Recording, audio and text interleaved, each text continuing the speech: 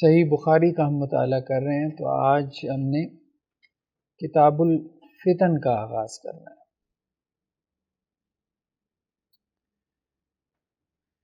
فتن جو ہے وہ فتنی کی جمع ہے، اور فتنہ مختلف معنی میں استعمال ہوا ہے یہ لفظ قرآن مجید میں، لیکن بہرحال اس کا جو بنیادی معنی ہے وہ آزمائش ہی ہے۔ اسی سے پھر یہ عذاب کے معنی میں بھی استعمال ہوا۔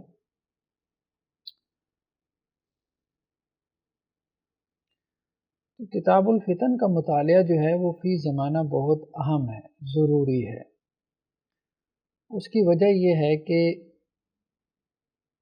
فتن کی احادیث کا مطالعہ کر کے یہی احساس پیدا ہوتا ہے کہ ہم اسی زمانے میں رہ رہے ہیں۔ تو اس زمانے میں رسول اللہ صلی اللہ علیہ وسلم کی کیا گائیڈنس ہے، کیا ہدایت ہے، اس کو جاننا بہت ضروری ہے اگر ہم ایمان کے ساتھ اس دنیا سے جانا چاہتے ہیں۔ اور اہم بات یہ ہے، احادیث کے مطالعے میں آپ کے سامنے آئے گی کہ بعض اوقات بندہ سمجھ رہا ہوتا ہے کہ ایمان کے ساتھ جا رہا ہے حالانکہ وہ ایمان کے ساتھ جا نہیں رہا۔ اب بات سمجھ رہے ہیں؟ تو صرف یہ خوش فہمی کہ میں مومن ہوں،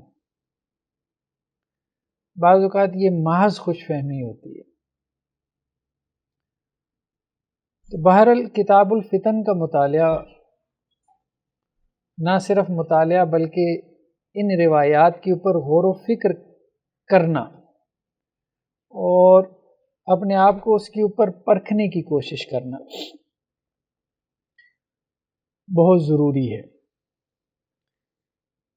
تو پہلے تو ہم عربی متن سے مطالعہ کرتے تھے، تو ابھی یہ ایک ویب سائٹ ہے muhaddis.com کے نام سے، muhaddis.com، یہ ایک اچھی ویب سائٹ ہے، مطلب ہم لوگوں کی یا ہمارے ادارے کی ہی بنائی ہوئی ہے، رحمانیہ کی،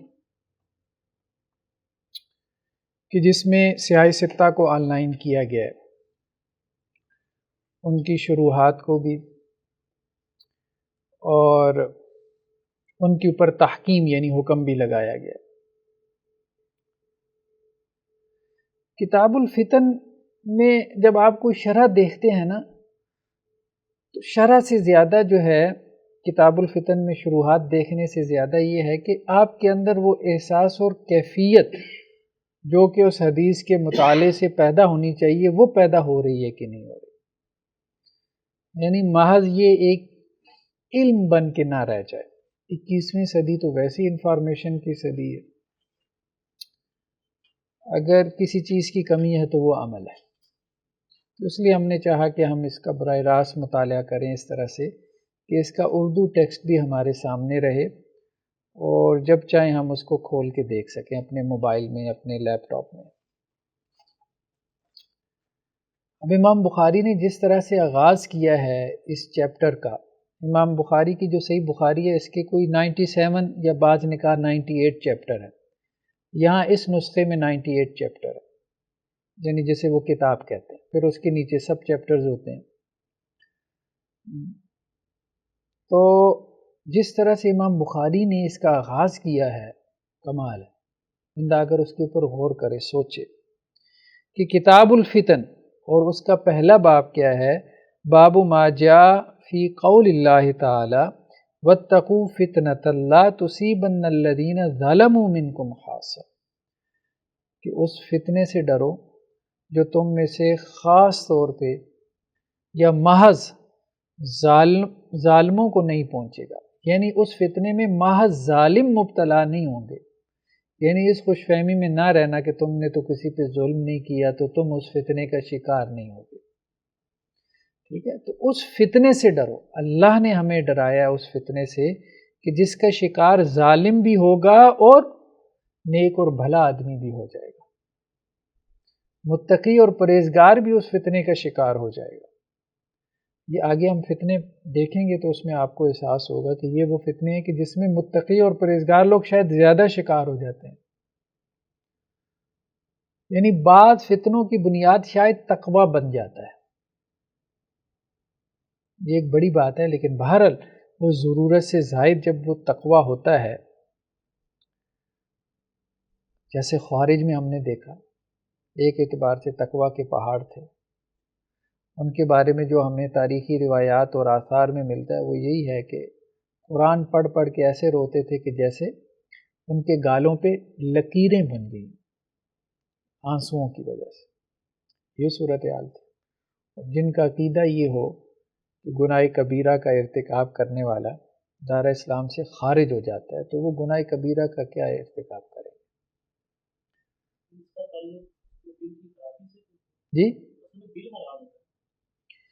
نہیں، دل کی خرابی نہیں، صحیح علم بہت ضروری ہے. صحیح علم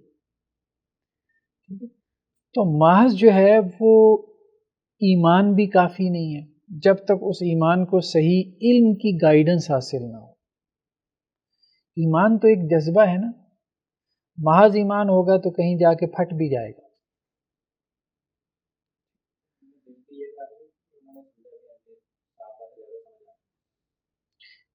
تو ہم یہی بات کر رہے ہیں نا کہ اصل میں خرابیاں دو ہیں. بعض اوقات جو ہے وہ دل کی جو کیفیت ہے، یعنی علم تو ہوتا ہے صحیح علم، لیکن دل کی کیفیات نہیں ہوتی، اخلاص نہیں ہے. ٹھیک ہے، ایمان کا جذبہ جو ہے وہ کمزور ہے. علم بڑا ہے انسان کے پاس، یعنی بہت سے عالم آپ دیکھیں گے عمل نہیں ہے. اس کی وجہ کیا ہے کہ کیفیات نہیں ہے. اور بعض اوقات کیفیات ہیں، عمل بہت زیادہ ہے. یعنی جو اہل بدعت ہیں وہ بھی تو عمل کر رہے ہیں لیکن سنت کے مطابق عمل نہیں ہے. تو بعض اوقات کیفیات ہوتی ہیں، جذبات ہوتے ہیں، عمل بہت ہوتا ہے لیکن فکر صحیح نہیں ہوتی. علم تو علم اور عمل دونوں جب ملتے ہیں تو پھر صحیح معنوں میں انسان ہدایت کے راستے کو پاتا ہے. تو یہاں کتاب الفتن میں جس چیز کو مطلب مد نظر رکھا گیا ہے وہ صحیح علم ہے.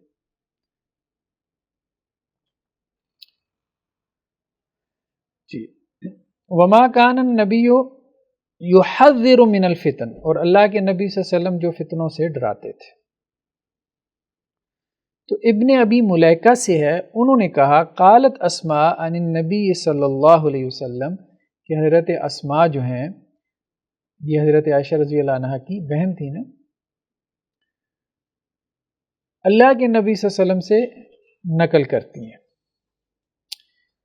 قال انا علی حوضی، کہ آپ صلی اللہ علیہ وسلم نے فرمایا کہ میں اپنے حوض پر ہوں گا. حوض سے مراد حوض کوثر، یعنی آپ کہہ لیں کہ ایک بڑا سا تالاب ہے کہ جس کے بارے میں روایات میں خوشخبری دی گئی کہ آپ صلی اللہ علیہ وسلم اپنی امتیوں کو اس سے پانی پلائیں گے. انتظر من یرد علیہ، تو میں اپنے امتیوں کا انتظار کروں گا وہاں پہ حوض کوثر پہ. فیوحد بناس من دونی، لیکن کچھ لوگوں کو پکڑ کے مجھ سے دور کر دیا جائے گا. فاقول امتی، تو میں کہوں گا میری امت ہے، یعنی فرشتے دور کر دیں گے تو میں فرشتوں سے کہوں گا کہ میرے امتی ہیں، ان کو میرے پاس آنے دو. کیونکہ اس کے بارے میں یہ بھی آتا ہے نا، حوض کوثر سے جس نے پانی پی لیا تو اس کے بعد اس کو پیاس نہیں لگے گی. فیقال لا تدری، تو یہ کہا جائے گا کہ اے نبی کریم صلی اللہ علیہ وسلم آپ کو نہیں معلوم، مشو علی القہقرہ، یہ لوگ تو الٹے پاؤں لوٹ گئے تھے. قہقرہ الٹے پاؤں واپس ہو جانا. قال ابن ابی ملیکہ، تو ابن ابی ملیکہ کہتے ہیں اللہم انا نعوذ بک ان نرجع علی اعقابنا، یعنی وہ یہ روایت بیان کر کے یہ دعا مانگا کرتے تھے کہ اے اللہ ہم آپ کی پناہ مانگتے ہیں کہ ہم اپنی ایڑیوں کے بل لوٹ جائیں، او نفتن، یا ہم کسی فتنے میں مبتلا ہوں. اب ایڑیوں کے بل لوٹ جانے سے کیا مراد ہے؟ یعنی اللہ کے رسول صلی اللہ علیہ وسلم ان کو امتی کہہ رہے ہیں. اگرچہ بعض لوگوں نے یہ تشریح کی ہے کہ یہ اصل میں اشارہ ہے ان کی طرف جو کہ مرتد ہو گئے تھے۔ حضرت ابو بکر رضی اللہ عنہ کے زمانے میں بڑی تعداد میں کچھ قبائل نے جو ہے وہ اسلام کو چھوڑ دیا تھا اور زکوٰۃ دینے سے بھی انکار کر دیا تھا۔ مانعین زکوٰۃ بھی تھے، مرتدین بھی تھے، جن سے پھر حضرت ابو بکر رضی اللہ عنہ نے قتال کیا تھا۔ تو کچھ اہل علم نے کہا کہ یہ اس کی طرف اشارہ ہے، لیکن بہرحال جو امت سے نکل گیا، جس نے ارتداد کا رستہ اختیار کر لیا، مرتد ہو گیا، وہ یہاں مراد نہیں ہو سکتا، کیونکہ یہاں امت سے مراد جیسے کہ اگلی روایات آ رہی ہیں، امت سے مراد جو ہے وہ امت دعوت نہیں ہے۔ یعنی امت دو قسم پر ہے نا، ایک امت دعوت، ایک امت اجابت۔ یعنی ایک وہ امت ہے کہ جس کو ہم نے دین کی، ایمان کی دعوت دینی ہے، جو نان مسلم ہے، وہ بھی آپ کی امتی ہیں، اور ایک وہ ہیں کہ جنہوں نے اس دعوت کو قبول کر لیا، اجابت، اجاب یجیب اجابت ہے نا، جنہوں نے آپ صلی اللہ علیہ وسلم کی دعوت کو قبول کر لیا، تو یہ وہ لوگ ہیں۔ تو یہاں امت اجابت کی بات ہو رہی ہے جو حوض کوثر پہ آئیں گے، تو اللہ کے رسول صلی اللہ علیہ وسلم سے ان کو پرے کر دیا جائے گا۔ تو گویا یہ مرتدین نہیں ہو سکتے، واللہ عالم مرتدین نہیں ہو سکتے، اس سے مراد جو ہے وہ امتی ہی ہیں جو آخر وقت تک، یعنی جن کی حالت ایمان پر وفات ہوئی ہے، تو وہ فتنے کا شکار ہوئی۔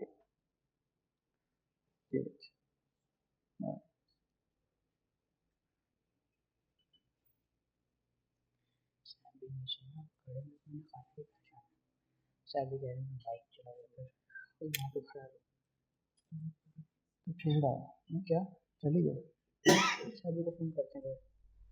نہیں، وہ ہمارا اس پہ لگا ہوا ہے نا، اب اسے کہہ دیتا ہوں۔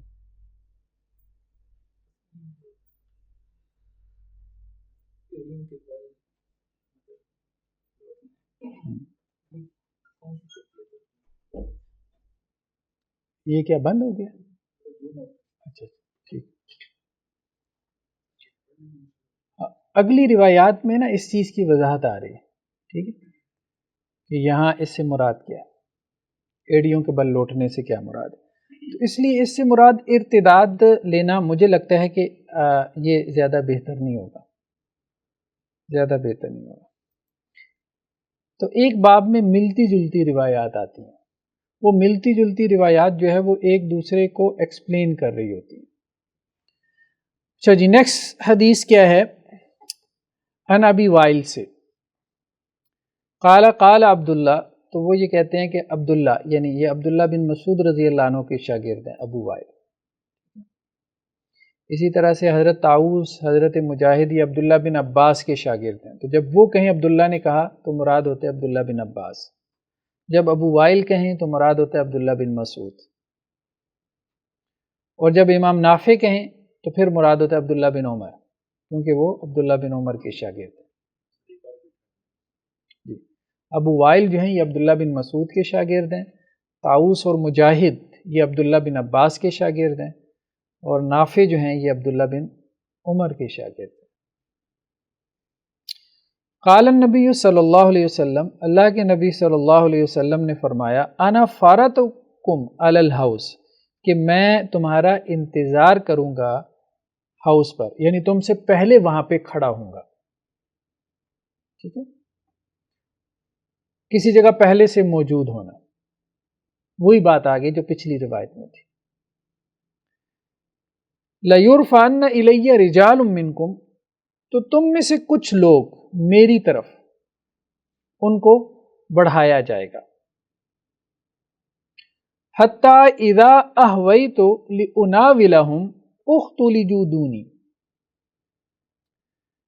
یہاں تک کہ جب میں مائل ہوں گا کہ میں ان کو برتن پکڑاؤں، یعنی حوض کوثر کا وہ پیالہ، وہ میں ان کو پکڑاؤں، یعنی انہیں حوض کوثر میں سے پلاؤں۔ تو احوئی تو کا مطلب جھکنا، مطلب جب میں جھکوں گا ان کے لیے جو ہے وہ کہ حوض کوثر میں سے میں ان کو پلا سکوں، اختلجوا دونی، تو وہ مجھ سے دور کر دیے جائیں گے، خلیج حائل کر دینا جیسے ہم اردو میں کہتے ہیں۔ فاقول، تو میں کہوں گا، اے ربی اصحابی، یہ تو میرے ساتھی ہیں، یہ تو میرے دوست ہیں، یقول لا تدری ما احدثوا بعدک، تو آپ صلی اللہ علیہ وسلم سے کیا کہا جائے گا کہ آپ کو نہیں معلوم کہ انہوں نے آپ کے بعد کیا بدعات ایجاد کی۔ تو اس روایت سے یہ معلوم ہو رہا ہے کہ دین سے پھرنے سے مراد کلمہ کفر کہنا نہیں تھا، دین سے پھرنے سے مراد محاورتاً پھرنا تھا، یعنی حقیقتاً پھرنا نہیں تھا۔ حقیقتاً دین سے پھرنا تو ظاہری بات ہے جو مرتد ہو گیا تو وہ تو امتی ہی نہیں رہا نا۔ تو یہاں دین سے پھرنے سے دیکھیں نا، جو بندہ بدعت میں پڑ جائے گا تو وہ سنت چھوڑے گا تو بدعت میں پڑے گا نا، تو سنت دین ہے، بدعت دین نہیں ہے، تو اس معنی میں وہ دین سے پھر گیا۔ وہ جو پچھلی روایت ہے اگر ہم اس کا معنی اس روایت کی روشنی میں سمجھیں تو یہ معنی بن رہا ہے کہ اہل بدعت بھی اصل دین کو چھوڑ کے بدعت پر عمل پیرا ہوتے ہیں۔ تو یہ بیسیکلی اہل بدعت کے بارے میں یہ روایت ہے، جو ہیں تو امتی اور دین سمجھ کے اس کو کر رہے ہیں لیکن وہ دین نہیں، یعنی بدعت بیسیکلی ایک نیا دین ایجاد کرنا ہے نا، اس معنی میں یہ بات جی مجازن معنی۔ الٹا پھرنے سے مراد یہی ہے، دین سے الٹا پھرنے سے مراد۔ ابو حازم سے روایت ہے، وہ یہ کہتے ہیں سمعت سہل بن سعد، کہ میں نے سہل بن سعد سے سنا، وہ یہ کہہ رہے تھے کہ سمعت النبی صلی اللہ علیہ وسلم، کہ میں نے اللہ کے نبی صلی اللہ علیہ وسلم سے سنا، یقول، کہ آپ کہہ رہے تھے انا فارتکم علی الحوض، کہ میں تمہارا منتظر ہوں گا حوض کوثر پہ، فمن وردہ شرب منہ، جو تو حوض کوثر پہ آ گیا تو وہ اس سے پی لے گا، ومن شرب منہ لم یظمأ بعدہ ابدا، اور جس نے اس سے پی لیا وہ پھر کبھی پیاسا نہیں رہے گا۔ لیرد علی اقوام، لیکن کچھ ایسے بھی لوگ میرے اوپر آئیں گے، اعرفہم، میں انہیں جانتا ہوں گا، ویعرفوننی، ویعرفونی، اور وہ مجھے جانتے ہوں گے، ثم یحال بینی و بینہم، لیکن میرے اور ان کے درمیان کیا ہو جائے گا؟ ایک رکاوٹ حائل کر دی جائے گی۔ رسول اللہ صلی اللہ علیہ وسلم ان کو اپنے امتی ہونے کی حیثیت سے پہچانتے ہوں گے،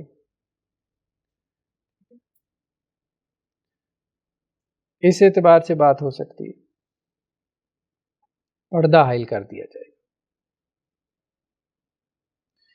اگرچہ یہاں پہ جیسے کہ میں نے کہا کہ بعض اہل علم نے کہا کہ اس سے مراد جو ہے وہ مسلمہ کذاب وغیرہ جو ارتداد کی تحریک چلی تھی بنو حنیفہ میں، اور پھر 4 لوگوں نے نبوت کا دعویٰ کیا تھا نا، طلحہ نے بھی کیا، مسلمہ کذاب نے بھی کیا، اسود نے بھی کیا، پھر ایک سجا خاتون تھی اس نے بھی کر لیا، اسی طرح بنو اسد اور بنو جو حنیفہ تھے تو یہ قبائل مرتد ہو گئے تھے۔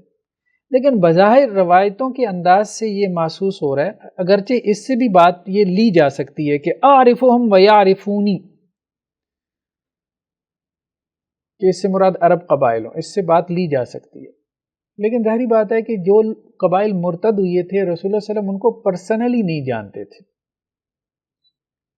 تو مراد یہی ہے کہ وہ امتی ہوں گے، آپ صلی اللہ علیہ وسلم کے امتی ہوں گے۔ تو ارتداد والا معنی بھی کیا جا سکتا ہے، لیکن زیادہ بہتر معنی وہی لگتا ہے جو پچھلی روایت میں آ گیا کہ انہوں نے اصل میں دین میں بدعات ایجاد کی۔ تو فتنوں کا بیان ہے، تو دین کے اندر بڑا فتنہ کیا ہے کہ انسان اپنے آپ کو دین پر سمجھے حالانکہ وہ دین پر نہیں ہے۔ اچھا جی، اب آپ اس کو دیکھیں جی، یہ کہہ رہے یو آر ہیئر، آپ یہاں پر ہیں، یہ دنیا ہے، ٹھیک ہے، بلیور ہے یا ڈس بلیور ہے، آگے کا مرحلہ کیا ہے؟ قبر کا ہے، ٹھیک ہے، قبر کے بعد جو ہے وہ آگے کا مرحلہ کیا ہے؟ بلیور ہے یا ڈس بلیور ہے، سور پھونکے جانے کا ہے، یہ عالم برزخ ہے، پھر اس کے بعد سور پھونکا جانا ہے، پھر اس کے بعد کیا ہے؟ ریزرکشن، یعنی جیسے ہم حشر نشر کہتے ہیں، قبروں سے اٹھایا جانا، ٹھیک ہے، ریزرکشن کے بعد کیا ہے؟ انٹرسیشن ہے، شفاعت ہوگی، شفاعت کبریٰ ہوگی، یعنی اللہ کے وسلم کہیں گے کہ حساب کتاب شروع کیا جائے، وہ جو لمبی چوڑی روایت ہے نا کہ جی بلیور جی، اور ریڈ میں ڈس بلیور لکھا ہوا. پھر اس کے بعد جو ہے وہ ججمنٹ ہے، ٹھیک ہے، یعنی فیصلے. فیصلوں کے نتیجے میں کیا ہے؟ ریسیونگ آف دی بک، مطلب اعمال نامے جو ہے وہ اڑائے جائیں گے، کسی کو دائیں ہاتھ میں ملے گا، کسی کو بائیں ہاتھ میں ملے گا. پھر اس کے بعد یہ کہہ رہے ہیں کہ جی اسکیل ہے. یہ اب مجھے نہیں معلوم کہ یہ انہوں نے یہ کہاں سے لی یہ ترتیب، یہ والی یہاں تک تو ٹھیک ہے، لیکن اس کے بعد کہ یہ اسکیل پہلے ہے یا بعد میں ہے. ٹھیک ہے، ہاں یہ اسکیل جو ہے نا بظاہر اس کو دیکھنا پڑے گا، میزان جسے ہم نے کہا کہ ترازو میں اعمال جو ہیں وہ تولے جائیں گے. اس کے بعد پھر حوض کوثر ہے. ٹھیک ہے، حوض کوثر کے بعد جو ہے نا وہ پھر کیا ہے کہ یہ جہنم کے اوپر سے گزرنا ہے، پل صراط ہے. جہنم کے میں جنہوں نے گرنا تھا وہ تو گر گئے، جو گزر گئے وہ پھر پیراڈائز میں جنت میں داخل ہو گئے. یہ ایک صاحب نے ایک موٹا موٹا سا نقشہ بنایا، اس میں کوئی تھوڑی بہت کمی بیشی ہو سکتی ہے، لیکن اوورآل یہ ایک اچھی کاوش ہے، اچھی ایفرٹ ہے. جی جی ہاں، حوض کوثر تک جو ہے یہ الگ نہیں ہوئی، حوض کوثر تک الگ نہیں ہوئی. ٹھیک ہے، جو اہل بدعت ہیں اور جو منافق ہیں وہ ابھی تک الگ نہیں ہوئی. وہ تو آگے جا کے پھر جہنم میں گریں گے نا، تو پھر وہ پل صراط میں سے گزریں گے تو پھر وہ علیحدہ ہوں گے. اچھا جی، نیکسٹ روایت کیا ہے کہ یہی روایت ہے، بہرحال ایک اور سند کے ساتھ ہے کہ ابو عیاش کہتے ہیں، خیر بہرحال انہوں نے یہاں پہ تو سند کا ہی تذکرہ کیا ہے، بس یہ ہے کہ حضرت ابو سعید خدری سے کچھ زائد الفاظ انہوں نے سنے ہیں. انہم منی، کہ بے شک آپ صلی اللہ علیہ وسلم کیا کہیں گے، وہ مجھ سے ہیں، یعنی ان کا مجھ سے تعلق ہے. فیقال انک لا تدری ما بدلوا بعدک، تو آپ کو کہا جائے گا کہ آپ کو نہیں معلوم کہ انہوں نے آپ کے بعد کیا کچھ تبدیل کر دیا. فاقول سحقا سحقا لمن بدل بعدی، تو میں کہوں گا کہ دور لے جاؤ، دور لے جاؤ اس کو کہ جس نے میرے بعد دین اسلام کو بدل دیا. تو معاملہ ان کا اہل بدعت کا ہوگا، اہل بدعت کا ہوگا، بظاہر یہی محسوس ہوتا ہے. لیکن جو بھی ہم انٹرپریٹیشن کرتے ہیں تو اس میں ایک غالب گمان ہوتا ہے، ہم کوئی سرٹینٹی کے ساتھ نہیں کہہ سکتے. نیکسٹ روایت کیا ہے؟ آپ یوں کہہ لیں کہ جی ایک نیا سب چیپٹر جو ہے وہ شروع ہو گیا. تو گویا فتن میں سب سے پہلا فتنہ جس کو امام بخاری نے بیان کیا وہ بدعت کا فتنہ ہے. اور بدعت کے فتنے میں آپ دیکھیں گے کہ دیندار آدمی مبتلا ہوتا ہے، بے دین نہیں. ظاہری بات ہے بدعت وہ اعمال ہیں جن کو وہ دین سمجھ کے کر رہا ہے نا، تو دیندار آدمی جو ہے وہ بدعت کے فتنے میں مبتلا ہوتا ہے. تو کتاب الفتن کا جب ہم مطالعہ کرتے ہیں تو اس سے یہ احساس ہوتا ہے کہ یہ فتنے جو ہے ان میں دیندار زیادہ مبتلا ہوں گے بنسبت بے دینوں کے. یہ اہم بات ہے، اس لیے کتاب الفتن دینداروں کو زیادہ پڑھنی پڑھانی چاہیے. تو دوسرا جو سب چیپٹر جو ہے وہ قائم کیا ہے امام بخاری نے، باب قول النبی صلی اللہ علیہ وسلم سترون بعدی امورا تنکرونہا، کہ اللہ کے نبی صلی اللہ علیہ وسلم نے کہا کہ بھائی میرے بعد تم ایسے کام دیکھو گے جو تمہیں اچھے نہیں لگیں گے. کیوں؟ تمہارے اندر ایمان ہے اور اس ایمان کی وجہ سے وہ کام تمہیں اچھے نہیں لگیں گے، اور یہ بات درست ہے. تو اب یہ جو دوسری قسم بیان کر رہے ہیں فتنوں کی، اس میں بھی دیندار مبتلا ہوتا ہے. کیسے مبتلا ہوتا ہے وہ آگے آ رہا ہے. زید بن وہب کہتے ہیں کہ میں نے عبداللہ بن مسعود رضی اللہ عنہ سے سنا، قال لنا رسول اللہ صلی اللہ علیہ وسلم، وہ یہ کہتے ہیں کہ ہم سے اللہ کے رسول صلی اللہ علیہ وسلم نے کہا، انکم سترون بعدی اثرا، کہ تم میرے بعد دیکھو گے کہ لوگ ایک کو دوسرے پہ ترجیح دیں گے. یعنی ایک ہوتی ہے نا ترجیح کی کوئی وجہ، تو بلا وجہ ترجیحات تم دیکھو گے میرے بعد. ٹھیک ہے، وَأُمُورًا تُنْكِرُونَهَا، اور کچھ ایسی باتیں بھی تمہیں دیکھنے کو ملیں گی جو تمہیں پسند نہیں آئیں گی. قالوا فما تأمرنا یا رسول اللہ، تو لوگوں نے کہا اللہ کے رسول ہم ہمیں کیا حکم دیتے ہیں؟ قال ادوا الیہم حقہم، آپ صلی اللہ علیہ وسلم نے فرمایا انہیں ان کا حق دو. وصل اللہ حقکم، اور اللہ سے اپنا حق مانگتے رہو۔ ان سے مراد کیا ہے؟ حکمران۔ تو دوسرا فتنہ جس کی طرف رسول اللہ صلی اللہ علیہ وسلم نے اشارہ کیا کہ جس میں دیندار مبتلا ہوں گے، وہ بغاوت کا فتنہ ہے۔ ایک بدعت اور دوسرا بغاوت، اسی سے پھر جو ہے وہ خارجیت پیدا ہوئی۔ تو دوسری ساری روایتیں اب امام بخاری جو لے کے آئے ہیں وہ بغاوت کے باب میں لے کے آئے۔ بغاوت سے مراد آپ کہہ لیں کہ مسلمانوں کا باہمی جنگ و جدال، قتال۔ ساری بات ہے کہ کوئی بھی نہیں کہے گا کہ جی مستحسن چیز ہے، اچھی چیز ہے کہ مسلمان آپس میں لڑیں مریں، قتل و غارت ہو۔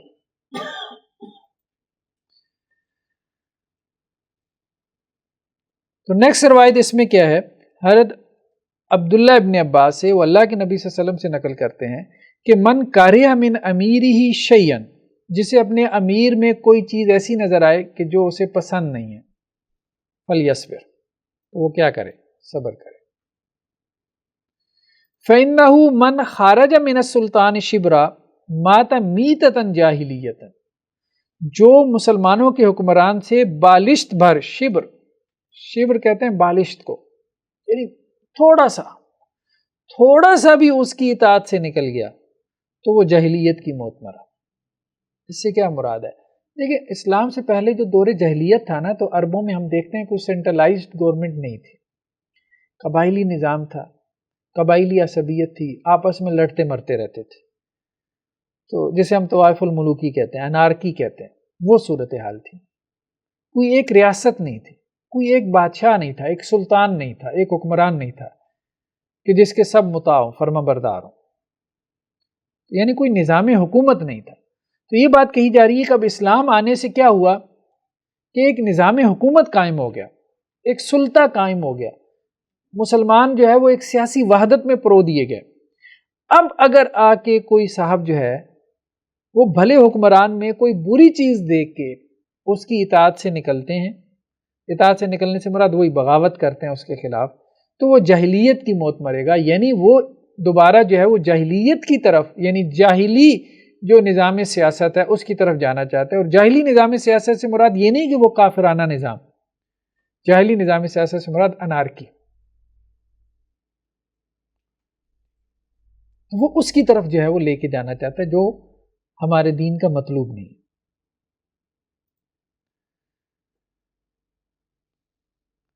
نیکسٹ روایت کیا ہے اس میں کہ ابو رجاء الاتاردی کہتے ہیں کہ میں نے عبداللہ ابن عباس رضی اللہ عنہما سے سنا کہ وہ اللہ کے نبی صلی اللہ علیہ وسلم سے نقل کرتے ہیں کہ من رآ من امیرہ شیئا یکرہہ فلیصبر علیہ، کہ جو اپنے امیر سے یعنی حکمران سے کوئی ایسی چیز دیکھے کہ جو اس کو ناپسند ہو تو اس پر صبر کرے۔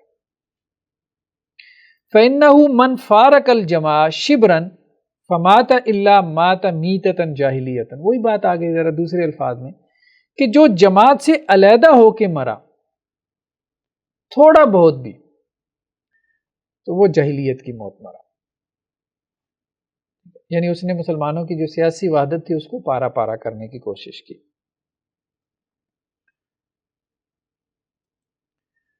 تو دوسرا فتنہ جس کی طرف جو ہے وہ امام بخاری اشارہ کر رہے ہیں وہ ہے بغاوت کا فتنہ۔ حضرت جنادہ بن ابی امیہ سے روایت ہے کہ ہم دخلنا علی عبادہ بن صامت، کہ ہم عبادہ بن صامت کے پاس داخل ہوئے، یہ بھی بڑے صحابہ میں سے ہیں، وہ مریض، وہ حالت مرض میں تھے۔ قلنا اصلحک اللہ، تو ہم نے کہا کہ اللہ آپ کی اصلاح کرے، حدث بحدیث ینفعک اللہ بہ، آپ ہمیں کوئی ایسی حدیث بیان کریں کہ جس سے آپ کو لگتا ہو کہ اللہ نے آپ کو بڑا فائدہ دیا ہے، یعنی رسول اللہ صلی اللہ علیہ وسلم سے کوئی ایسی بات آپ نے سنی ہو اور آپ کو لگتا ہے کہ آپ کو بڑا فائدہ ہوا، اب آپ دنیا سے جا رہے ہیں، ہمیں بھی کوئی ایسی بات بتا جائیں کہ ہمیں بھی فائدہ ہو جائے۔ سمعتہ من النبی صلی اللہ علیہ وسلم قال دعانا النبی صلی اللہ علیہ وسلم، تو حضرت عبادہ بن ثابت نے کہا کہ بھائی ہمیں اللہ کے نبی صلی اللہ علیہ وسلم نے پکارا، بلایا، فبایعنا، تو ہم نے آپ کی بیعت کی، یعنی وہی بات کہ حکمران کی بیعت سے نہ نکلے۔ اگلی روایت میں انہوں نے تھوڑا تفصیل سے اس چیز کو بیان کر دیا، اس میں نہیں ہے لیکن اگلی روایت میں تھوڑی تفصیل سے یہ بات آ گئی. جی جی دعائیہ کلمات سے مراد اللہ آپ کو فائدہ پہنچائے اس معنی میں. فقال فیما احد علینا، انہوں نے مزید یہ بات کہی حضرت عبادہ بن صامت نے کہ اللہ کے نبی صلی اللہ علیہ وسلم نے ہم سے جس چیز کا وعدہ لیا تھا، بیعت لی تھی، اس میں کیا تھا؟ ان بایعنا علی السمع والطاعہ، کہ حکمران کی بات سننی ہے اور اطاعت کرنی ہے. فی منشتنا و مکرہنا، چاہے خوشی ہو چاہے دل کو ناپسند ہو، یعنی خوش دلی سے اطاعت کرنی پڑے حکمران کی چاہے ناپسندیدگی سے. و اسرنا و یسرنا، چاہے تنگی ہو چاہے آسانی ہو. و اثرتنا علینا، اور بھلے تمہارے اوپر کسی کو ترجیح دی جائے پھر بھی. و اللہ ننازع الامر اہلہ، اور ہم جو ہے وہ امراء کے ساتھ جھگڑا نہیں کریں گے، کھینچا تانی نہیں کریں گے. الا ان تروا کفرا بواہا، ہاں اگر تم صریح کفر دیکھو، ایسا کفر عندکم من اللہ فی برہان، کہ تمہارے پاس اللہ کے مقابلے میں اس میں کوئی برہان ہو. برہان کہتے ہیں اور بہت روشن دلیل، ایسی روشن کہ کل اللہ تم سے پوچھے کہ بھئی اتنی قتل و غارت کیوں تم نے کر دی، تو اس وقت وہ تمہاری دلیل اللہ کو مطمئن کر سکتی ہو. بس یہ دیکھ لو، کل اللہ نے جو کویسچن آنسر کرنا ہے یوم آخرت میں، ایک تو یہ ہے کہ وہ کفر بوا ہو، اور اس کفر بوا کی دلیل بھی ایسی ہو کہ اللہ کو قائل کر سکتے ہو.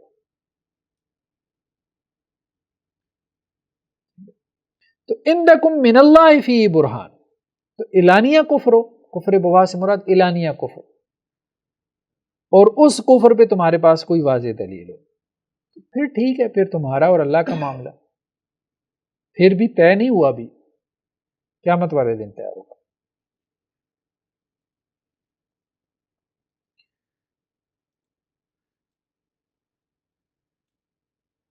نیکسٹ روایت کیا ہے؟ حضرت قتادہ جو ہے وہ انس بن مالک سے اور وہ اسید بن حضیر سے روایت کرتے ہیں کہ ان رجلا اتى النبی صلی اللہ علیہ وسلم، کہ ایک آدمی اللہ کے نبی صلی اللہ علیہ وسلم کے پاس آیا. فقال یا رسول اللہ، تو کہنے لگا اللہ کے رسول صلی اللہ علیہ وسلم، استعملت فلانا، آپ نے فلاں کو گورنر بنا دیا، مطلب عامل بنا دیا، اس کو کوئی عہدہ دے دیا، گورنر لگا دیا. ولم تستعملنی، اور مجھے آپ نے نہیں گورنری دی. تو اللہ کے رسول نے کیا کہا؟ قال انکم سترون بعدی اثرا، میرے بعد تم یہ ترجیحات دیکھو گے. اس میں دو باتیں آ گئیں، اس میں دو باتیں آئی ہیں. ایک تو اللہ کے رسول نے کہا کہ بھائی تمہارے ذہن میں یہ ہے نا کہ میں نے اس کو ترجیح دی ہے، تو یہ نہیں ہے، وہ میرٹ پہ ہے. ہاں میرے بعد یہ ضرور ہوگا، میں نے نہیں کیا، نبی کی یہ شیان شان نہیں ہے، ٹھیک ہے، لیکن میرے بعد ایسا ضرور ہوگا. تم دیکھو گے کہ ایک قابل آدمی اور اہل آدمی کے اوپر دوسرے کو ترجیح دی جائے گی. لیکن میں تمہیں اس وقت کے لیے بھی کہتا ہوں کیا کرنا ہے؟ فاصبروا حتی تلقونی، صبر کرنا یہاں تک کہ مجھ سے مل جاؤ، یہاں تک کہ مجھ سے تمہاری ملاقات ہو. یعنی حوض کوثر پہ وہیں بھی ملاقات ہونی ہے نا اللہ کے رسول سے. تو گویا کہ واضح محسوس ہو رہا ہو کہ آپ کے اوپر ترجیح دی جا رہی ہے، تو پھر بھی آپ نے اس کے صبر کرنا ہے. عام طور پہ دیکھیں نا کہ یہ جو وار لارڈز ہوتے ہیں، ٹھیک ہے، جیسے ہم نے دیکھا کہ افغانستان میں جو آپس میں لڑائیاں ہوتی رہیں، پھر عراق میں اور سیریا میں بھی آپس میں جو گروپ بندی ہوئی اور آپس میں لڑنا شروع ہو گئے، وہ جو ملیٹنٹ گروپس تھے، تو اس میں عموماً وجہ یہی ہوتی ہے ترجیح کی. ہر بندہ آگے آنا چاہتا ہے. حضرت عمر بن یحییٰ بن سعید کہتے ہیں کہ مجھے میرے دادا نے خبر دی، اخبرنی جدی، کیا کہتے ہیں؟ قال كنت جالسا مع ابی ہریرہ فی مسجد النبی صلی اللہ علیہ وسلم، کہ میں حضرت ابو ہریرہ کے ساتھ مسجد نبوی میں بیٹھا ہوا تھا، بالمدینہ، مدینہ میں. ومعنا مروان، اور ہمارے ساتھ مروان بن حکم. مروان بن حکم بنو امیہ میں سے تھے، بعض لوگوں نے کہا کہ یہ صحابی بھی تھے، لیکن ان کے صحابی ہونے کے بارے میں اختلاف ہے۔ قال ابو ہریرہ، تو حضرت ابو ہریرہ نے کہا سمعت الصادق المصدوق، کہ میں نے اللہ کے رسول صلی اللہ علیہ وسلم سے سنا، جو صادق ہیں مصدوق ہیں یعنی سچے ہیں اور آپ کی تصدیق کی گئی ہے، یقول، آپ صلی اللہ علیہ وسلم نے کیا کہا، ہلاکت امتی علی یدی غلمت من قریش، کہ میری امت کی ہلاکت قریش کے چند نوجوانوں کے ہاتھوں ہوگی، یعنی جوان خون جب جو ہے حکمرانی میں آئے گا تو اس سے جو ہے وہ پھر بہت بربادی آئے گی، بہت تباہی آئے گی۔ جیسے ہم دیکھتے ہیں کہ رائل فیملی میں جو شہزادے ہوتے ہیں تو اب ان شہزادوں کی اپنی ایک لائف ہوتی ہے۔ فقال مروان، تو مروان بن حکم نے کہا، فوراً کہا، حضرت ابو ہریرہ رضی اللہ عنہ کی یہ بات سن کے، لعنت اللہ علیہ، ان پر اللہ کی لعنت ہو۔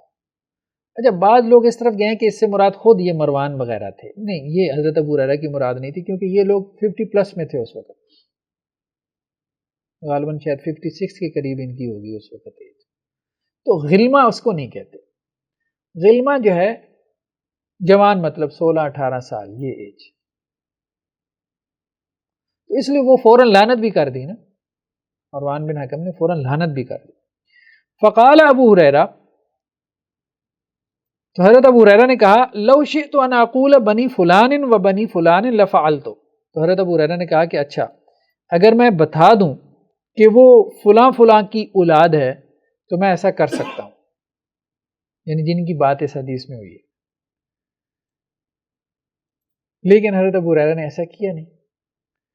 تو راوی کیا کہتے ہیں، فَكُنْتُ أَخْرُجُ مَعَ جَدِّي إِلَى بَنِي مروان حِينَ مُلِّكُوا بِالشَّامِ، تو راوی یہ کہتا ہے کہ میں اپنے دادا کے ساتھ، یعنی دادا ان کے وہ جو حضرت ابو ہریرہ سے آگے نقل کر رہے ہیں، یعنی تابعین میں سے ان کے دادا، تو راوی یہ کہتا ہے کہ میں اپنے دادا کے ساتھ بنو مروان کی طرف گیا، حین ملکوا بالشام، جب شام میں ان کو حکومت ملی، ٹھیک ہے، فَإِذَا رَآهُمْ غِلْمَانًا أَحْدَاثًا، تو دادا جان نے وہاں دیکھا بنو مروان کے چھوٹے چھوٹے لڑکے، نوجوان، قال لنا اسا ہاؤلا، تو دادا جان ہمیں کہنے لگے کہ لگتا ہے یہ وہی ہیں جن کی ابو ہریرہ بات کر رہے تھے، ان یکونوا منہم، کہ ہو سکتا ہے یہ ان میں سے ہوں، قلنا انت اعلم، ہم نے کہا کہ آپ بہتر جانتے ہیں، ٹھیک ہے۔ تو یہاں پہ بھی جو تابعی ہیں انہوں نے بھی ایک اوپینین کا اظہار کیا، اس اوپینین پہ جو ان کے پوتے ہیں جو راوی ہیں وہ بھی کہہ رہے ہیں ٹھیک ہے، بس آپ بہتر جانتے ہیں کہ یہ وہی ہیں کہ نہیں، ٹھیک ہے۔ تو ایسی چیزوں میں یہ بات کہی جا سکتی ہے، زیادہ سے زیادہ آپ ایک ہمبل اوپینین دے سکتے ہیں، قطعیت سے کوئی بات نہیں کر سکتے کہ جی اب اس سے مراد یہی ہے، یعنی جیسے اب آپ عقیدہ بنا کے کوئی بات کریں نا۔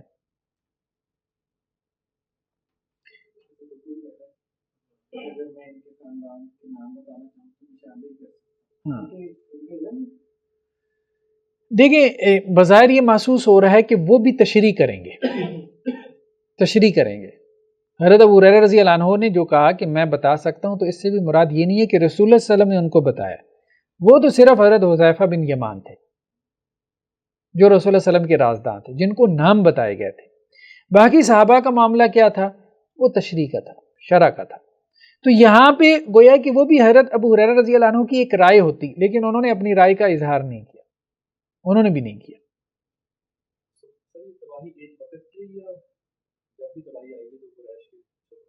نہیں، جب بھی نہیں، اصل میں دیکھیں یہاں پہ مراد قریش بھی نہیں ہے، مراد کیا ہے، مراد یہ ہے کہ چھوٹی عمر کی جو حکمران ہوتے ہیں نا، ہلاکت امتی علی ید غلمہ، یہ جو غلمان ہے نا، غلمان، انہوں نے ترجمہ جو ہے وہ چھوکرے کی ہے، چھوکرا اب جو ہے نا ہماری زبان میں ذرا اچھا لفظ نہیں شمار ہوتا، مطلب لڑکے آپ سمجھ، لڑکے، ٹھیک ہے، ہاں، مطلب 16 17 18، نہیں، ہم یہ کہہ رہے ہیں کہ اللہ کے رسول صلی اللہ علیہ وسلم نے تو یہ بات کہی ہے قریش کے حوالے سے، تو جو قریش کے حوالے سے کہی ہے وہ تو گزر گئے، لیکن کتاب الفتن ہے نا، کتاب الفتن ہے، تو کتاب الفتن سے مراد یہ ہے کہ اب ضروری نہیں کہ آئندہ بھی قریش کے حوالے سے، اصل خرابی ان کی قریشی ہونے میں نہیں ہے، اصل خرابی کس میں ہے؟ چھوٹے عمر میں۔ تو اس بات کو سمجھنے کی ضرورت ہے کہ جب مسلمانوں کے اوپر چھوٹی عمر کے حکمران بن جائیں گے تو مسلمان امت فتنے میں مبتلا ہو جائے گی۔ یہ امام بخاری کہنا چاہ رہے ہیں۔ کتاب الفتن کے تحت اس روایت کو کیوں لے کے آئے ہیں کہ غلمان کی جو حکومت ہے قیامت تک، جب بھی جس علاقے میں، جس خطے میں، مسلمانوں کی جس قوم پہ، نسل پہ غلمان حکومت کرنا شروع کر دیں گے، اب ظاہری بات ہے، آپ یہ بات لاجیکل ہے نا، سمجھ میں بھی آتی ہے، چھوٹی عمر میں میچورٹی نہیں ہوتی، کتنا ہی پھیلائے گا، وہ کیا کرے گا۔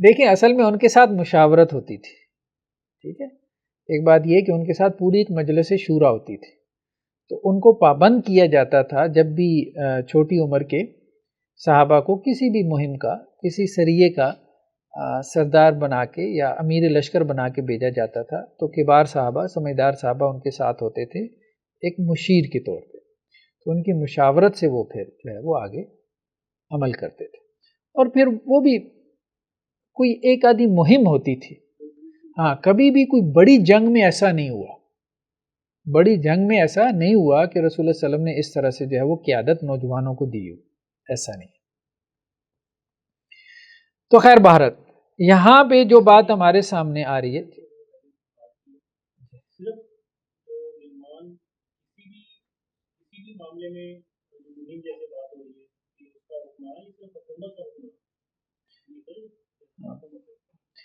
یہاں پہ مراد جو ہے وہ حکمران ہے، سلطنت کا حکمران، سلطنت کا حکمران، یا آپ یوں کہہ لیں کہ گورنری بھی اس میں آ جاتی ہے، کوئی بڑا عہدہ، کوئی بڑا عہدہ، ٹھیک ہے، یعنی ان کو کوئی بڑا عہدہ نہیں دیا جا سکتا، ضروری نہیں کہ وہ وزیر اعظم کا عہدہ ہو، آپ یوں کہہ لیں کہ جی گورنری جو ہے یا وزیر اعلیٰ کا جو عہدہ ہے یا صدر کا جو عہدہ ہے، کچھ خاص عہدے ہیں نا جو ذرا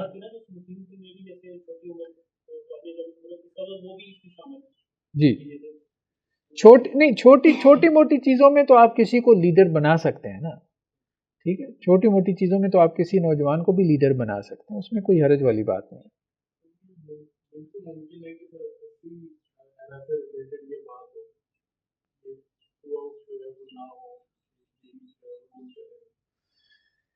نہیں پھر ہم تجربہ کر لیں، پھر یہی ہے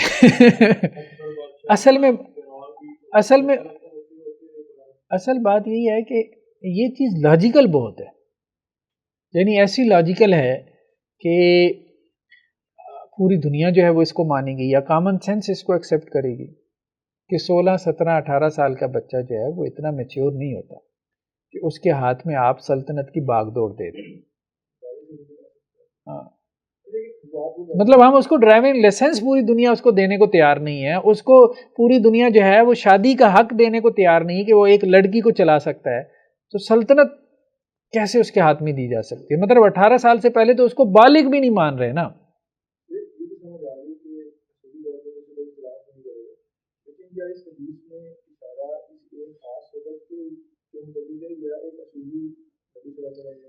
نہیں، آپ صلی اللہ علیہ وسلم نے تو ایک خاص قریش کی بات کی نا،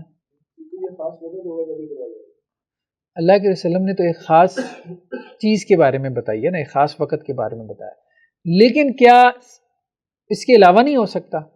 بس یہی بات کر رہے ہیں۔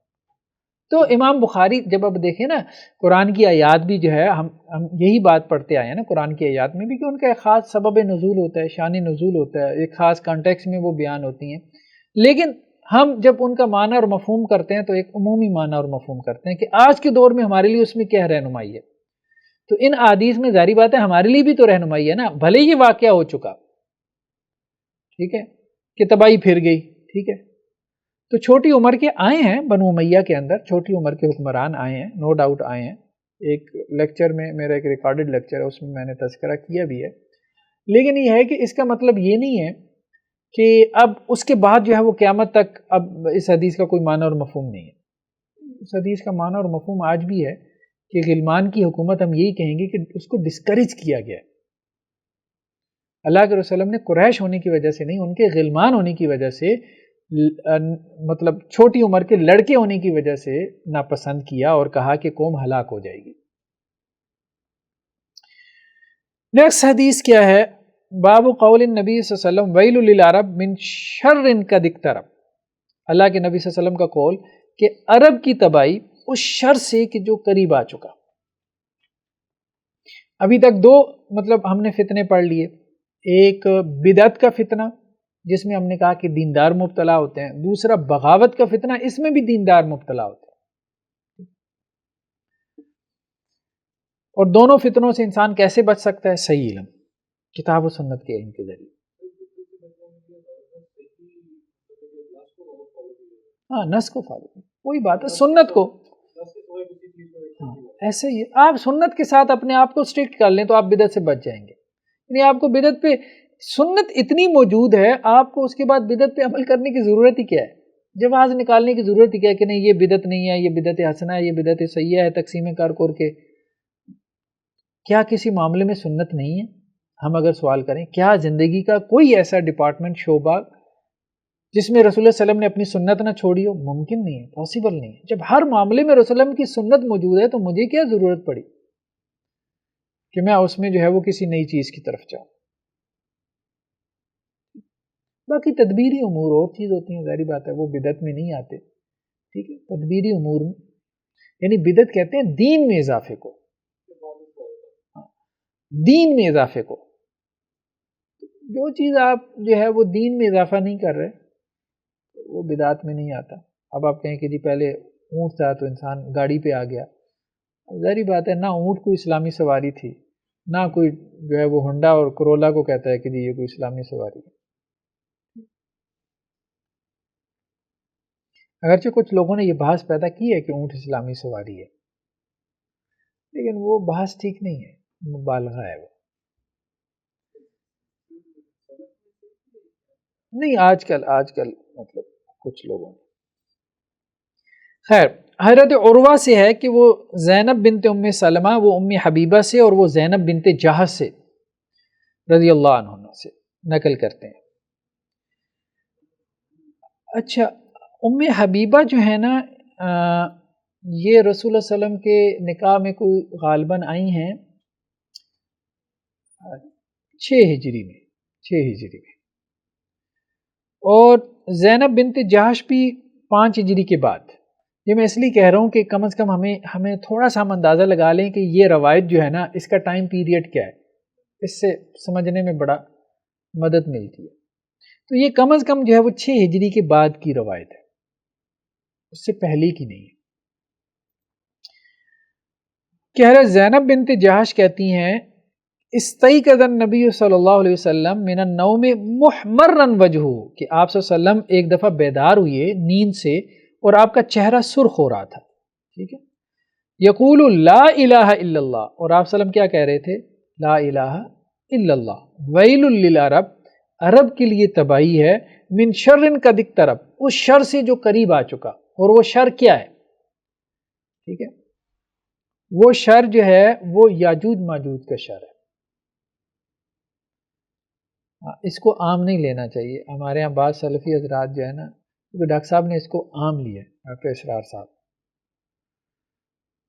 تو انہوں نے اس کی ایک عمومی تشریح کرتے ہوئے جو ہے وہ عربوں کے اوپر اس کو بہت کچھ اپلائی کر دیا۔ ٹھیک ہے، عربوں کی صورتحال ایسی ہی ہے، ٹھیک ہے، بلکہ اس سے بھی شاید بری ہوگی جتنے ڈاکٹر صاحب بیان کر رہے ہوں گے، لیکن اصل بات یہ ہے کہ حدیث یہ اس کا اطلاق ان پہ ہوتا ہے کہ نہیں ہوتا، ان کے موجودہ حالات پہ۔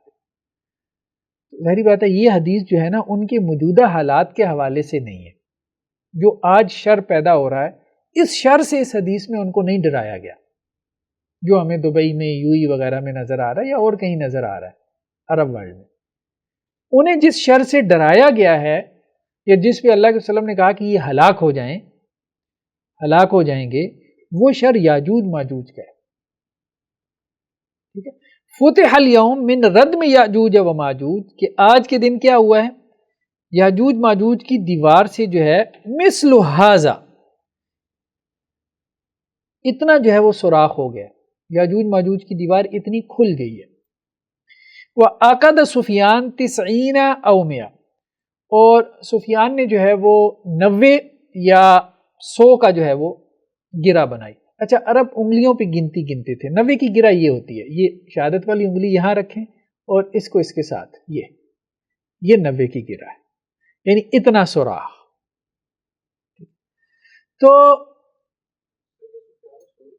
جی سفیان ابن عیینہ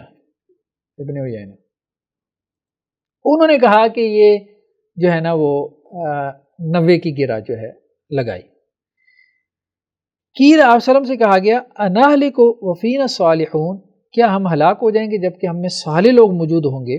تو اللہ کے وسلم نے کہا نعم اذا کثر الخبث، جب خباثت بڑھ جائے گی۔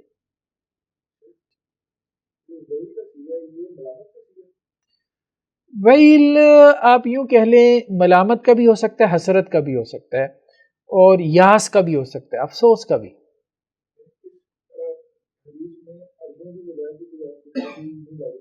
ہاں نہیں، آپ یوں کہہ لیں کہ عربوں کے لیے ایک اظہار افسوس ہے یا اظہار ہمدردی ہے،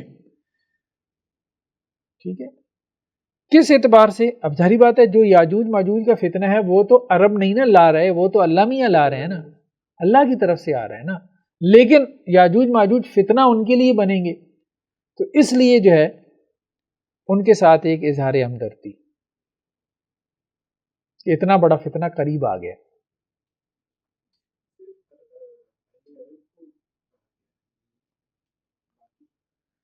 ہاں اس کی وجہ یہی ہے نا کہ یاجوج ماجوج، چونکہ اسلام کا سینٹر وہی ہے نا، اور پھر یاجوج ماجوج کا جو نکلنا بھی ہے نا، تو اس میں بھی جو ہے وہ ایک بڑا علاقہ جو بیان کیا جاتا ہے وہ عرب کا ہی ہے، جیسے بحیرہ طبریہ جو ہے کہا جاتا ہے کہ اس کا وہ پانی پی جائیں گے۔ بحیرہ طبریہ بھی جو ہے وہ جارڈن میں ہے، اردن، اور مطلب سعودی عرب سے آگے جائیں تو آپ اردن ہے، اردن کے ساتھ پھر فلسطین ہے،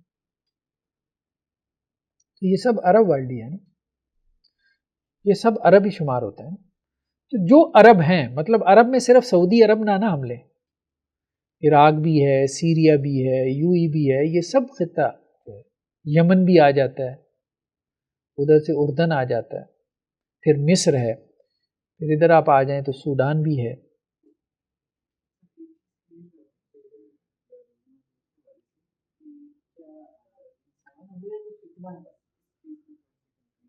دیکھیں یاجوج ماجوج کے بارے میں نا جو قرآن کا بیان ہے نا، جب آپ دیکھیں قرآن میں سورہ کہف میں واضح طور پہ یہ بات موجود ہے کہ حضرت ذوالقرنین گئے، تو حضرت ذوالقرنین بھی جو ہے کیا انسان ہے نا، مشرق کی طرف مہم ہے، پھر مغرب کی طرف ان کی مہم ہے، پھر ایک تیسری ان کی مہم ہے، ٹھیک ہے، اور وہ پہاڑوں کے درمیان پہنچے ہیں، تو وہ پہاڑوں کے درمیان زمین، اسی زمین کی بات ہو رہی ہے نا، اور انہوں نے پگھلا ہوئے تانبے کی جو دیوار قائم کی ہے، ظاہری بات ہے وہ بھی اسی زمین پہ قائم کی ہے نا، تو وہ انسان تھے۔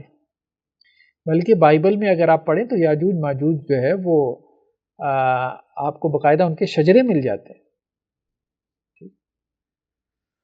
تو یاجوج ماجوج انسانوں میں سے وحشی قبائل تھے، آپ یوں کہہ رہے ہیں وحشی قبائل تھے۔ اچھا ایک بات جو ہے نا، اگرچہ اس روایت سے عام طور پہ اہل علم نے اس طرف اشارہ نہیں لیا، بہت کم لوگوں نے لیا، میجورٹی نے تو یہی کہا کہ جی سوراخ ہو جاتا ہے یہ مراد ہے، اور اگلے دن جب وہ واپس آتے ہیں تو دوبارہ وہ سوراخ بند ہوتا ہے۔ لیکن بعض اہل علم اس طرف بھی گئے ہیں کہ سوراخ ہو گیا، اس سے مراد کیا ہے؟ یہ جو رسول اللہ علیہ وسلم کا انداز ہے، یہ انداز یہ بتا رہا ہے ویل للعرب، یعنی اگر سوراخ نے اگلے دن بند ہو جانا تھا تو یہ بات اللہ کے رسول یہ حسرت اور یاس کا انداز نہ ہوتا۔ من شر قد اقترب، اس شر سے کہ جو قریب آ چکا، تو یہ انداز بتا رہا ہے کہ وہ سوراخ ہو گیا، گویا آپ صلی اللہ علیہ وسلم یہ پریڈکشن کر رہے ہیں، یہ خبر دے رہے ہیں، پشین گوئی کر رہے ہیں کہ اب دیوار ٹوٹنے والی، اور اس کے بعد وہ کہتے ہیں دیوار ٹوٹ گئی۔ تو آج جب وہاں بعض لوگ اس کو درہ دانیال بھی کہتے ہیں بہرحال. اس پہ بہت اچھی تحقیق مولانا ابوالکلام آزاد کی ہے. تو جو کیپسین سی جس کو کہتے ہیں نا، اور اس طرح بحر اسود، اس کے درمیان میں وہ جو درہ بنتا ہے، وہ یہ کہتے ہیں کہ وہ دیوار پھر مرور زمانہ کے ساتھ ٹوٹ گئی. سوراخ اس میں ہو گیا تھا. یعنی سوراخ ہونے کا مطلب یہ ہے کہ اللہ کے وسلم نے کہا کہ وہ دیوار پہ غالب آنا شروع ہو گئے یاجوج ماجوج. اس کے اوپر کہا ہے کہ یہ شر قریب آ گیا. تو اس لیے ایک قول یہ ہے کہ وہ نکل چکے، ان کا خروج ہو چکا منگولوں کی صورت میں. یعنی آپ سلم نے اشارہ کیا، سوراخ ہو گیا، اس کے بعد پھر آہستہ آہستہ وہ دیوار ٹوٹی ہے، پھر وہ نکلے ہیں، ٹھیک ہے. اور قرون وسطیٰ میں، مڈل ایجز میں آ کے پھر انہوں نے خوب تباہی مچائی، اور وہ ہمارے سامنے ہے جس طرح سے انہوں نے تباہی مچائی ہے منگولوں نے. یہ مراد لی جاتی ہے. عام طور پہ میجورٹی کی رائے یہ ہے کہ نہیں، یہ قیامت سے پہلے ہوگا خروج. بظاہر یہ محسوس ہوتا ہے کہ یہ دونوں باتیں درست ہیں. بظاہر یہ لگتا ہے واللہ اعلم کہ یہ خروج 2 دفعہ ہوگا. ایک دفعہ ہو چکا ہے منگولوں کی صورت میں، یعنی کچھ روایات اس طرف اشارہ کرتی نظر آتی ہیں کہ وہ ہو چکا ہے، اور کچھ روایات میں واضح طور پہ اشارہ موجود ہے کہ قیامت سے پہلے ہوگا، دوبارہ ہوگا. اب اصل مسئلہ یہ ہے، دیکھیں انسان تو سب نے مان لیا نا، انسان تو سب نے مان لیا. الجھن یہاں پہ پیدا ہوئی کہ قیامت سے پہلے جو خروج ہوگا نا وہ کیسے ہوگا. یعنی جب روایتوں میں یہ ہے کہ جی اتنی بڑی تعداد ہوگی، تو اتنی بڑی تعداد آج کہاں چھپی ہوئی ہے. تو ایک بیانیہ تو یہ سامنے آیا کہ پردہ غیب میں ہے. اگر آپ اس کو پردہ غیب بھی مان لیں، تھے تو انسان وحشی قبائل تھے. جب وحشی قبائل تھے، اب آپ کہہ لیں کہ ہزاروں سال سے، یعنی حضرت ذوالقرنین کا تو معاملہ ٹھیک ہے نا، کلیئر ہے، قرآن میں آ گیا، ہم اس کا انکار تو نہیں نہ کر سکتے. تو حضرت ذوالقرنین کے زمانے سے کیا کھا پی رہے ہیں، نسل میں اضافہ بھی کر رہے ہیں. مان لیا پہاڑوں کے پیچھے اب نسل بھی ان کی بڑی چلی جا رہی ہے. کیا کھا پی رہے ہیں، پہاڑوں میں کیا کاشت کرتے ہیں، کہاں سے آتا ہے، بیمار ہوتے ہوں، مرتے ہوں، کیا مطلب. بہت سے سوالات ہیں. کچھ لوگوں نے کہا جی مطلب غار میں بند، وہ کتنے آ جائیں گے غار میں.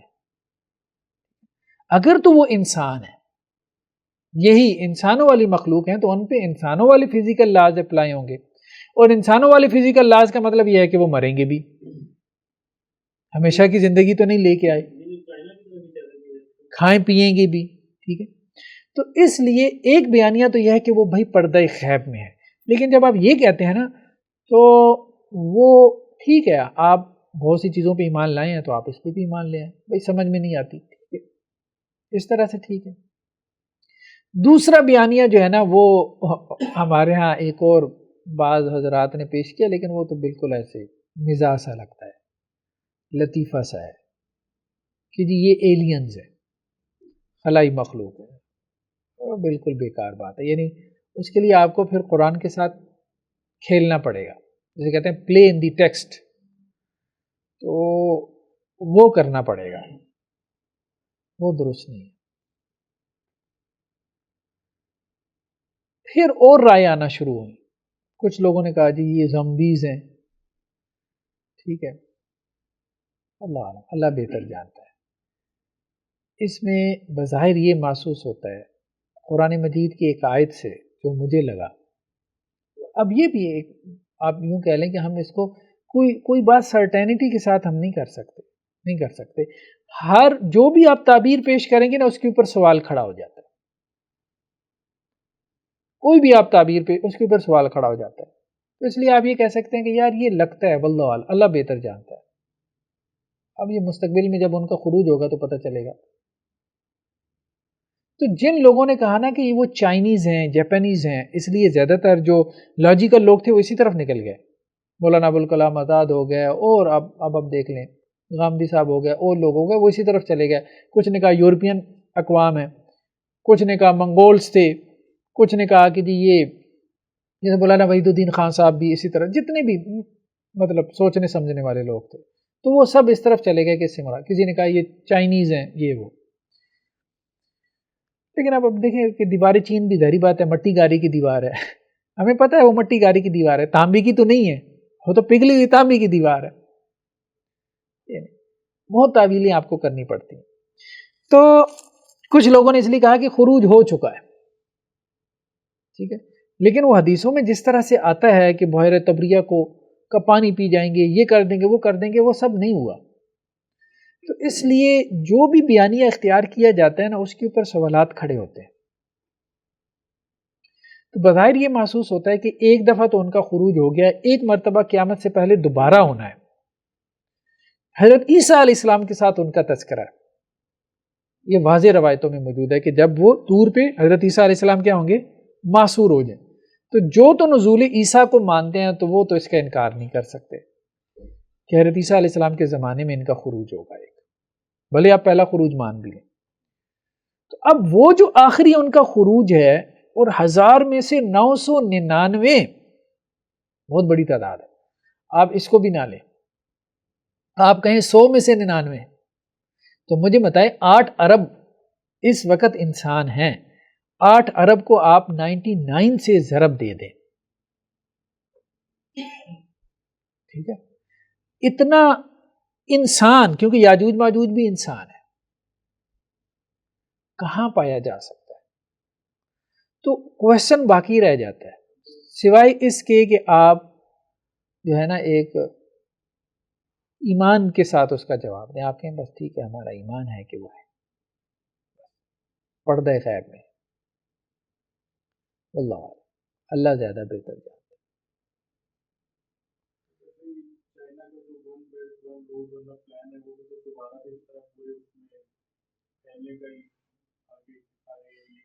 یہ مجھے لگتا ہے بعض روایتوں میں اس کی طرف اشارہ ہے کہ یاجوج ماجوج کے ساتھ سارے کافر مل جائیں گے،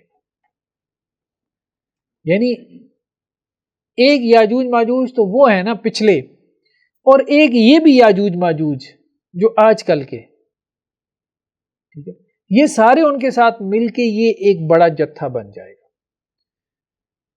تو یہ ان کے تابع ہوں گے، جیسے جو دجال کے تابع ہو جائیں گے نا وہ دجال کے پیروکار ہوں گے. تو ظاہر بات ہے دجال اپنے پیروکار کوئی مطلب مریخ سے تھوڑے لے کے آئے گا، یہاں بھی پیدا کرے گا نا.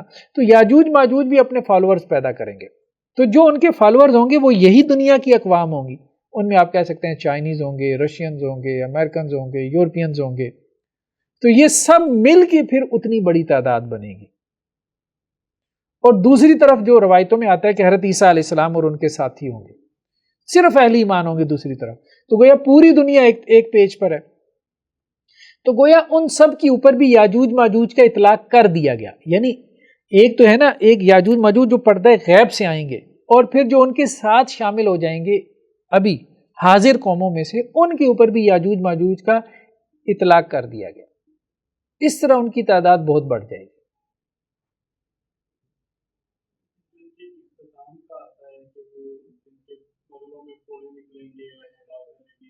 جی جی جی وبا سے مر جائیں گے.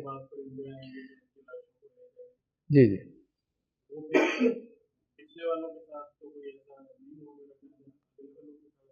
ہاں اگلے والوں کے ساتھ ہی ہوگا. ہاں صحیح ہے، ایسے ہی ہے، اس لیے واضح روایتیں موجود ہیں. تو یہاں پہ اصل میں چیز کیا ہے دیکھیں، فتح الیوم من ردم یاجوج و ماجوج مثل ہادی، کہ سوراخ ہو گیا. اس سے لگتا ہے کہ ایک دفعہ خروج ہو چکا ہے، ایک دفعہ یاجوج ماجوج کا خروج ہو چکا ہے، اب یہ دوسرا ہونا. جی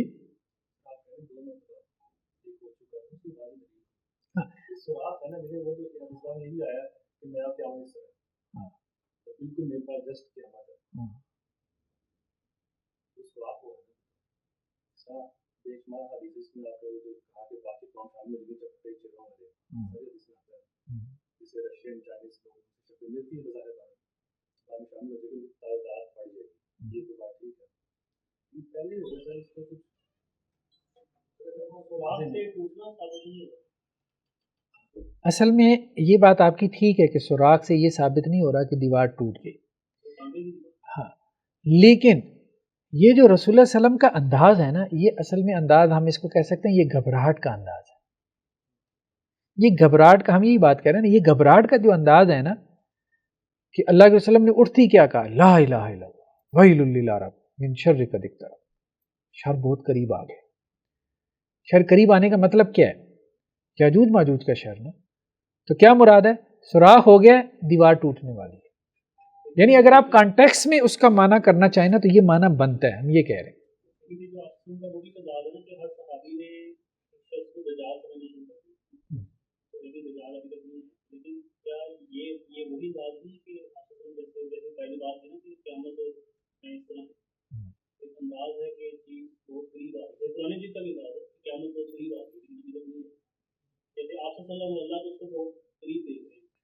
نہیں، ایک وہ عمومی انداز ہوتا ہے اور ایک یہ ہے کہ کسی چیز کے اوپر تبصرے کے بعد یہ انداز ہے. یعنی چیز کیا ہے کہ یاجوج ماجوج کی دیوار میں سوراخ ہوگا. تو جی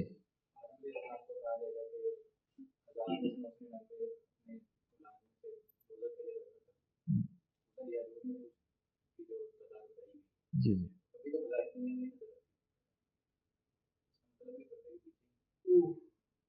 نہیں، ہم نے کہا کہ اس میں انسان بھی شامل ہو جائیں گے نا، بہت سے نان مسلمس. ابھی بھی 8 ارب اگر آبادی ہے تو اس میں 6.5 ارب تو نان مسلمس ہیں. اچھا جی، نیکسٹ کیا ہے؟ حضرت امام زہری جو ہے وہ حضرت عروہ سے اسامہ بن زید سے نقل کرتے ہیں، قال اشرف النبی صلی اللہ علیہ وسلم علی اوتم من اطام المدینہ، کہ اللہ کے نبی صلی اللہ علیہ وسلم چڑھے مدینہ کے ٹیلوں میں سے ایک ٹیلے پر. فقال هل ترون ما ارى، تو اللہ کے وسلم نے کہا بھائی کیا تمہیں نظر آ رہا ہے جو میں دیکھ رہا ہوں؟ قالوا لا، تو انہوں نے کہا نہیں. قال فانی لا ارى الفتن، تو آپ صلی اللہ علیہ وسلم فرمایا کہ میں فتنے دیکھ رہا ہوں، تاقع خلال بیوتکم، جو تمہارے گھروں کے اندر گر رہے ہیں، کا وقع القطر، جیسا کہ بارش کے قطرے گرتے ہیں.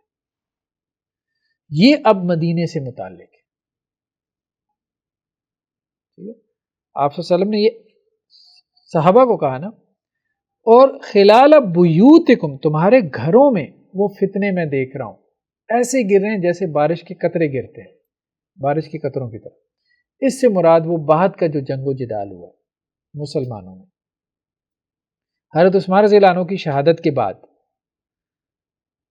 پھر جب ایک مرتبہ تلوار اٹھی ہے تو پھر وہ رکھی نہیں گئی. تو یہ اس کی طرف اشارہ ہے، اور اس میں مدینہ میں بھی جو کچھ ہوا بہر تاریخ کا ایک حصہ ہے ہمارے سامنے، خاص طور پہ بنو امیہ کے دور میں بھی. اس میں کچھ روایتیں آگے امام بخاری لے کے بھی آئے ہیں. تو یہ گویا کہ یہاں پہ مراد قتل کا فتنہ ہے. ٹھیک ہے، تو یاجوج ماجوج کا فتنہ، پھر اس کے بعد قتل کا فتنہ، بدعت، بغاوت، یاجوج ماجوج، اور پھر قتل کا فتنہ. حضرت ابو ہریرہ سے ہے، وہ اللہ کے نبی صلی اللہ علیہ وسلم سے نقل کرتے ہیں، قال یتقارب الزمان، کہ زمانہ جیسے جیسے قریب آئے گا. زمانے سے مراد کیا ہے؟ قیامت کا وقت. وینقص العمل، عمل کم ہوتا جائے گا. جیسے جیسے قیامت قریب آتی جائے گی لوگوں کا عمل گھٹتا جائے گا. ویلقی الشح، اور بخیلی بڑھتی چلی جائے گی. عمل کم ہوتا چلا جائے گا، کنجوسی بڑھتی چلی جائے گی.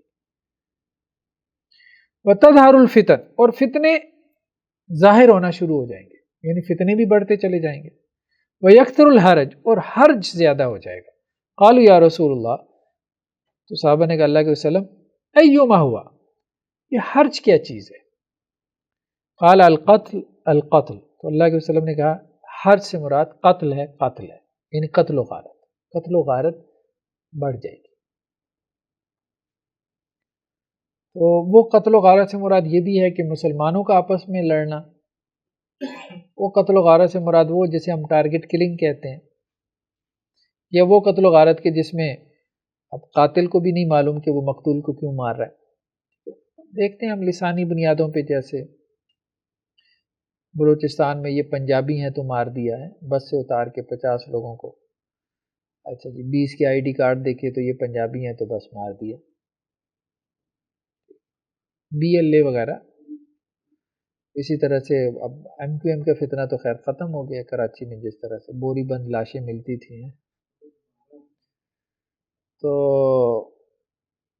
یہ ہے بہرحال ہمارے یہاں ٹارگٹ کلنگ جس طرح سے علماء کی ہوتی ہے، اور جو آپ کہہ لیں کہ جی سماجی جن کی خدمات ہوتی ہیں، جیسے حکیم سعید کو اب دیکھیں، بیچارے کا کیا کسی پولیٹیکل پارٹی سے تعلق، ان کو شہید کر دیا، اسی طرح سے اور لوگ، تو یہ قتل جو ہے نا بڑھ جائے گا، قتل بڑھ جائے گا.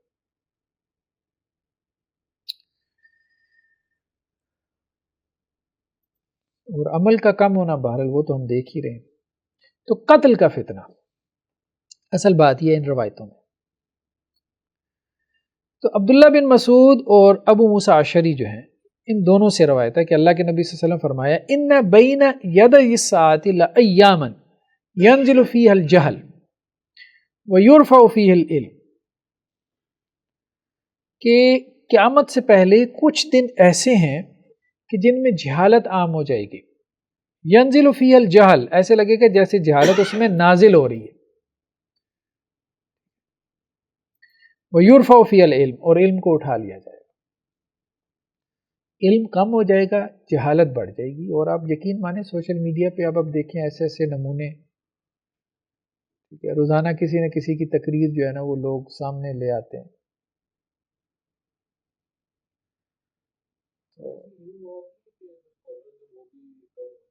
ہاں، اسکالر علماء کم ہو جائیں گے، جو صحیح معنوں میں کتاب و سنت کے علماء ہیں وہ کم ہو جائیں گے. اب سوشل میڈیا پہ یا ایون کہ ہمارا جو مین سٹریم میڈیا ہے اس پہ اب آپ دیکھیں کہ جو لوگ دین کو پریزنٹ کر رہے ہیں، پیش کر رہے ہیں، تو وہ کون لوگ ہیں.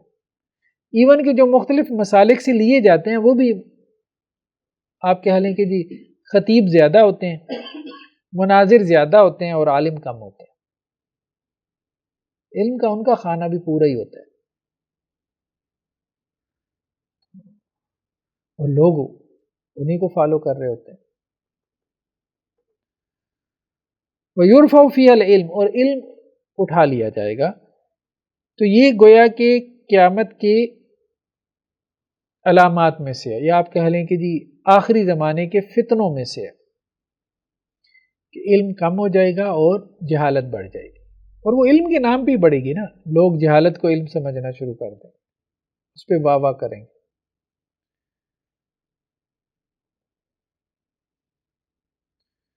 وَيَكْثُرُ، اب دیکھیں یہ وہ ایک حضرت جو لگے ہوتے ہیں جن نکال رہے ہوتے ہیں، حضرت لاسانی سرکار، ہاں شف شف کر کے جو ہے نا وہ، اور اس کے اب آپ اس کے ویوز دیکھ لیں. اب آپ بھلے اس پہ زیادہ جو ہے وہ سمائلیز ہوتی ہیں، لیکن اس کے باوجود کچھ لوگوں نے بڑی سنجیدگی سے بھی لائک کیا ہوتا ہے. ٹھیک ہے، پھر ایک اور وہ سپیکر توڑ مولوی ہے، ٹھیک ہے، تو وہ سپیکر اٹھا اٹھا کے سامنے جو پڑا ہوتا ہے ایسے اٹھا اٹھا، تو پورا مطلب کہ وہ ایک ایکٹنگ کرتے ہیں لوگوں کی توجہ حاصل کرنے کے لیے، اور پھر ان کی ویڈیوز وائرل بھی ہوتی ہیں. اور پھر وہ سیٹ پہ بیٹھ کے جس طرح سے ڈرامے کرتے ہیں، اور ایکشن، اور یہ دائیں بائیں جھومنا اور وجد میں آنا، اور وہ پھر اس کے بعد لوگوں کو اس کے لیے ابھارنا. نہیں کوئی حقیقت نہیں ہے ایسی. وَيَكْثُرُ فِيهَا الْحَرْجُ وَالْحَرْجُ الْقَتْلُ، اور حرج زیادہ ہو جائے گا، اور حرج کیا ہے؟ قتل.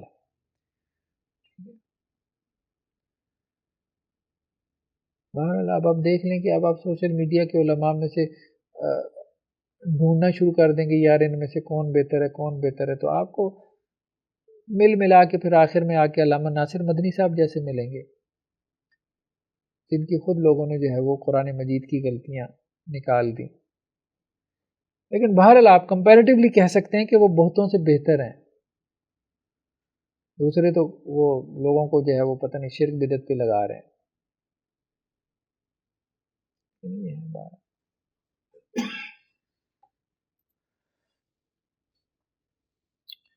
اچھا جی، نیکسٹ روایت بھی یہی ہے.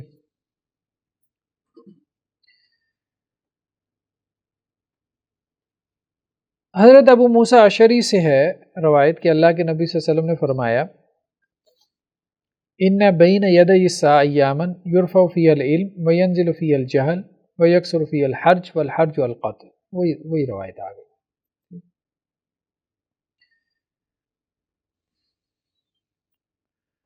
اگلی روایت بھی اسی سے ملتی جلتی ہے، ابو وائل سے ہے کہ میں عبداللہ بن مسعود اور ابو موسیٰ اشعری رضی اللہ عنہ کے ساتھ بیٹھا تھا، تو حضرت ابو موسیٰ اشعری رضی اللہ عنہ نے کہا کہ میں نے اللہ کے نبی صلی اللہ علیہ وسلم سے سنا ایسی روایت، والحرج، اور حرج جو ہے بلسان الحبشہ، یہ حبشیوں کی زبان میں، اس سے مراد قتل ہے۔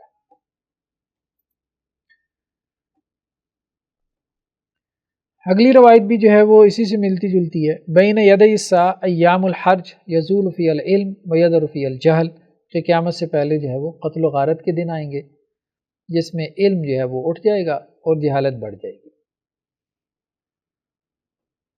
اب بھی آپ دیکھ لیں کہ سوشل میڈیا پہ زیادہ فالوئنگ جہلاء کی ہے، کوئی عالم بیٹھ جائے گا لوگ اس کو نہیں سنتے ہیں، وہ بور کر دیتا ہے نا لوگوں کو، ظاہر بات ہے علم کی باتیں کرے گا لوگ بور ہو جائیں گے۔ اللہ تعالیٰ خود کہہ رہے ہیں، اللہ کے رسول کہہ رہے ہیں قیامت کا فتنہ ہے، ہونا ہے، یہ ہونا ہے، مطلب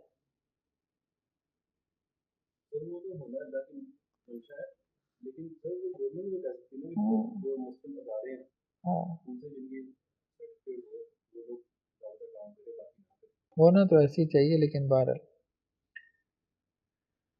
حضرت ابو وائل سے ہے، وہ ابو موسیٰ اشعری رضی اللہ عنہ سے روایت کرتے ہیں انہ قال لعبداللہ، کہ انہوں نے حضرت عبداللہ بن مسعود رضی اللہ عنہ سے کہا تعلم الایام التی ذکر النبی صلی اللہ علیہ وسلم ایام الحرج، کہ آپ کو معلوم ہے کہ اللہ کے نبی صلی اللہ علیہ وسلم نے ذکر کیا تھا ایک مرتبہ کہ کچھ دن جو ہیں جو قتل و غارت کے دن ہوں گے۔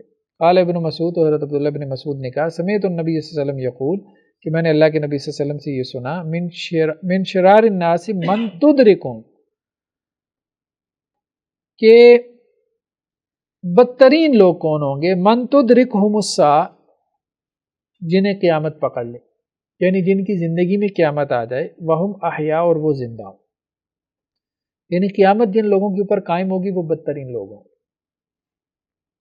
نیک لوگوں کو اس سے پہلے اٹھا لیا جائے گا، لیکن یہ ہے کہ نیک لوگ موجود ہوں گے، جیسے بعض روایات میں یہ بھی آتا ہے نا جب تک کوئی لا الہ الا اللہ کہنے والا ہوگا، اللہ اللہ کہنے والا ہوگا، قیامت نہیں قائم ہوگی۔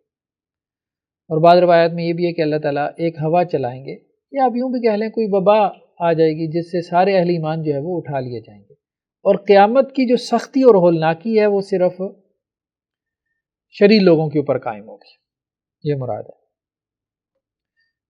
تو بدترین لوگ ہوں گے جن کے اوپر جو ہے وہ قیامت قائم ہوگی۔ تو یہ وہی حرج کے فتنے کی بات ہو رہی ہے، قتل و غارت کا فتنہ، یعنی قتل کے فتنے سے بچنا چاہیے انسان کو۔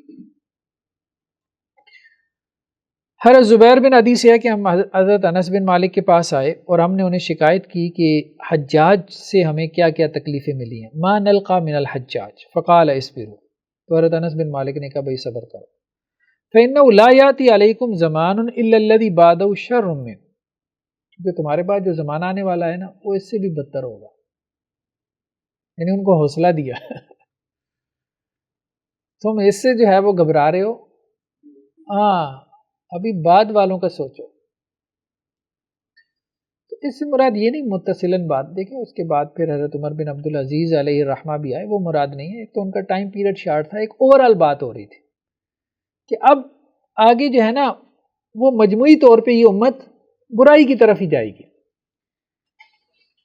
ٹھیک ہے، یعنی ایک دفعہ یہ ڈکلائن شروع ہو گیا تو اب یہ ڈکلائن ہی ہوتا رہے گا، ریوائیول نہیں ہوگا، اللہ یہ کہ پھر حضرت عیسیٰ علیہ السلام کے پاس آ کے پھر ایک مرتبہ ریوائیول ہوگا، اور پھر اس کے بعد پھر ڈکلائن ایک دم سے، اور پھر قیامت قائم ہو جائے گی۔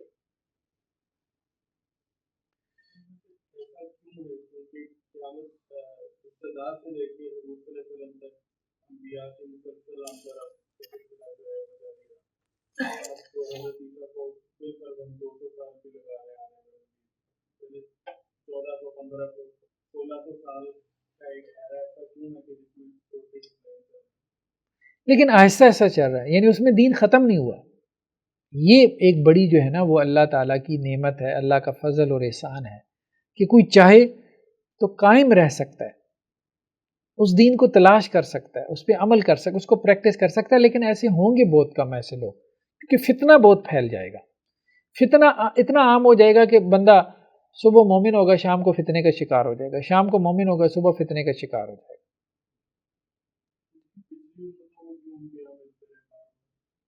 لیکن دیکھیں ان کو بھی کوئی فائدہ نہیں ہوا ہماری امت کے لوگ زیادہ جنت میں جائیں گے بنسبت پچھلی قوموں کے، اور ان قوموں میں ایسی بھی تھی کہ جن کے بارے میں جیسے سورہ یاسین میں ہے کہ اللہ نے ایک قوم کی طرف 3 نبی بھیجے، لیکن فائدہ نہیں ہوا۔ تو ایک مرتبہ رسول اللہ کے زمانے میں یعنی خوب جو ہے وہ دین اپنی انتہا کو پہنچا، کلائمیکس کو، چوٹی کو، پھر اس کے بعد سے پھر ڈکلائن آنا شروع ہے۔ تو اب وہ آہستہ آہستہ ہے، یعنی یہ عمارت بھی ایک دم سے نہیں گرے گی، دھڑم سے، آہستہ آہستہ، بہت آہستہ آہستہ۔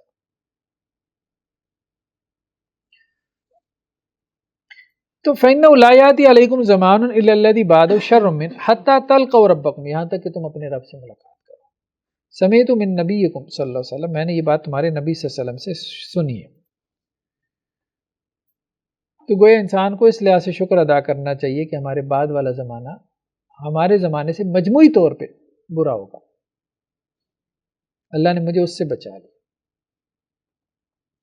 حضرت ام سلمہ ام المومنین رضی اللہ عنہ سے روایت ہے، قال استیقظ رسول اللہ صلی اللہ علیہ وسلم لیلۃ فزعا، کہ اللہ کے نبی صلی اللہ علیہ وسلم ایک رات گھبرا کر اٹھے، یقول سبحان اللہ، تو آپ صلی اللہ علیہ وسلم نے کہا اللہ کی قدرت، ماذا انزل اللہ من الخزائن، کہ اللہ نے کیسے کیسے جو ہے وہ خزانے نازل کیے، وماذا انزل من الفتن، اور اس کے اوپر کہ جو اللہ کی طرف سے فتنے نازل کیے گئے، میں یوقظ صواحب الحجرات، کون ہے جو حجرات میں سوئی ہوئی ہماری بیویاں ان کو بیدار کرے، حجرے ہوتے تھے نا چھوٹے چھوٹے ازواج کے، یرید ازواجہ، تو رسول اللہ صلی اللہ علیہ وسلم کی مراد جو ہے وہ آپ صلی اللہ علیہ وسلم کی ازواج تھی، لکی یصلینا، تاکہ وہ اٹھیں اور نماز پڑھیں۔ تو یہ مطلب ایک رات رسول اللہ علیہ وسلم گھبرا کر اٹھے، اور آپ نے دیکھا یعنی جیسے آپ صلی اللہ علیہ وسلم کو بہت سی چیزیں دکھا دی جاتی تھی نا، ایک تو یہ کہ اللہ نے خزانے اتارے ہیں، اور دوسرا یہ کہ فتنے بھی نازل ہو رہے ہیں، دونوں چیزیں اللہ نے پورا ماحول جو ہے نا وہ اس دنیا کے اندر رکھا ہے، ایمان کا بھی اور آزمائش کا بھی۔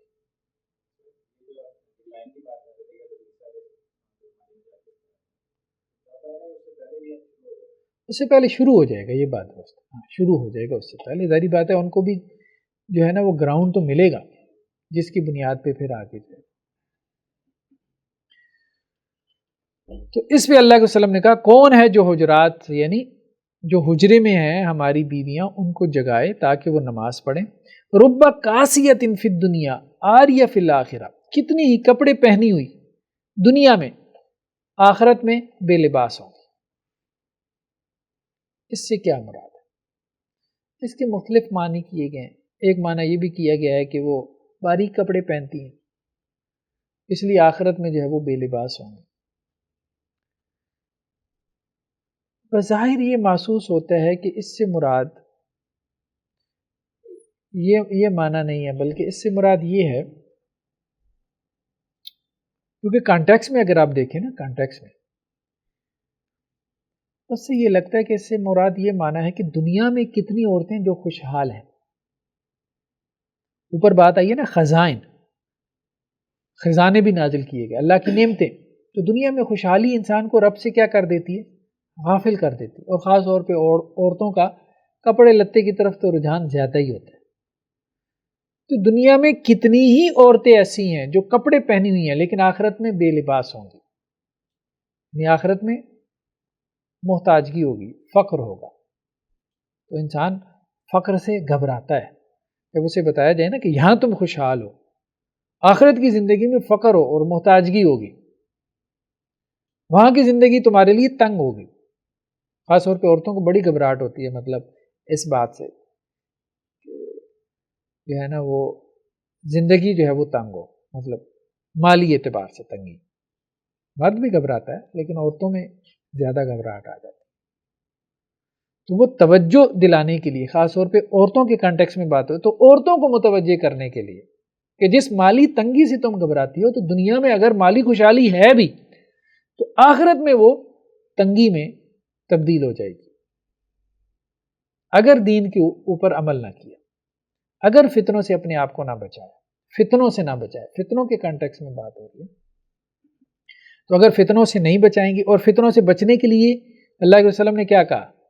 رات کی نماز. جس چیز کی طرف توجہ دلائی وہ کیا؟ رات کی نماز. ٹھیک ہے، رات کی بات ہو رہی ہے نا، رات کو گھبرائے یعنی تہجد کی نماز. تو تہجد کی نماز جو ہے نا، ویسے تو خواتین کی بات ہو رہی ہے، اب یہ پتہ نہیں بات جینڈر ڈسکریمنیشن میں آتی ہے کہ نہیں آتی، لیکن باہر عورتیں جو ہے نا وہ فتنے کی طرف جلد راغب ہو جاتی ہیں یا فتنے میں جلد مبتلا ہو جاتی ہیں. اس لیے اب آپ دیکھتے ہیں کہ قبروں پہ عورتوں کو جانے سے منع کیا گیا. ضعیف الاعتقاد ہوتی ہیں. اب آپ دیکھ لیں جتنے ہمارے ہاں جو مذہبی ایکٹرز ہیں ان کو فالو کرنے والی زیادہ عورتیں ہوتی ہیں، ان کی باتوں میں آ جاتی ہیں. یہ بات کسی حد تک درست ہے. خیر بار تو اس لیے عورتوں کو مطلب زیادہ مخاطب کیا گیا. مردوں کے لیے بھی یہی ہے، مرد بھی فتنے میں مبتلا ہو جاتے ہیں، تو اگر وہ بھی فتنے سے بچنا چاہتے ہیں تو ان کے لیے بھی کیا ہے؟ رات کی نماز، تہجد کی نماز.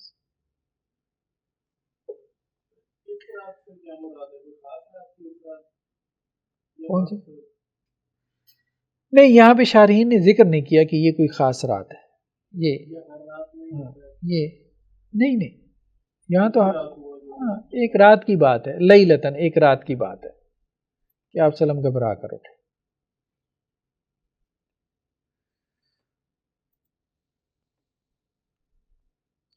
جی نیکسٹ کیا ہے؟ امام نافع جو ہے حضرت عبداللہ بن عمر رضی اللہ عنہ سے روایت کرتے ہیں کہ اللہ کے رسول نے کہا من حمل علینا الصلاح فلیس منا، جس نے ہمارے خلاف ہتھیار اٹھایا وہ ہم میں سے نہیں. تو قتل کا فتنہ ہم نے دیکھ لیا. قتل کے فتنے کے بعد جو ہے وہ پھر عورتوں کے حوالے سے فتنے کی بات آئی. ٹھیک ہے، یہاں مراد ہتھیار اٹھانے سے عام ہے، بغاوت نہیں، عام.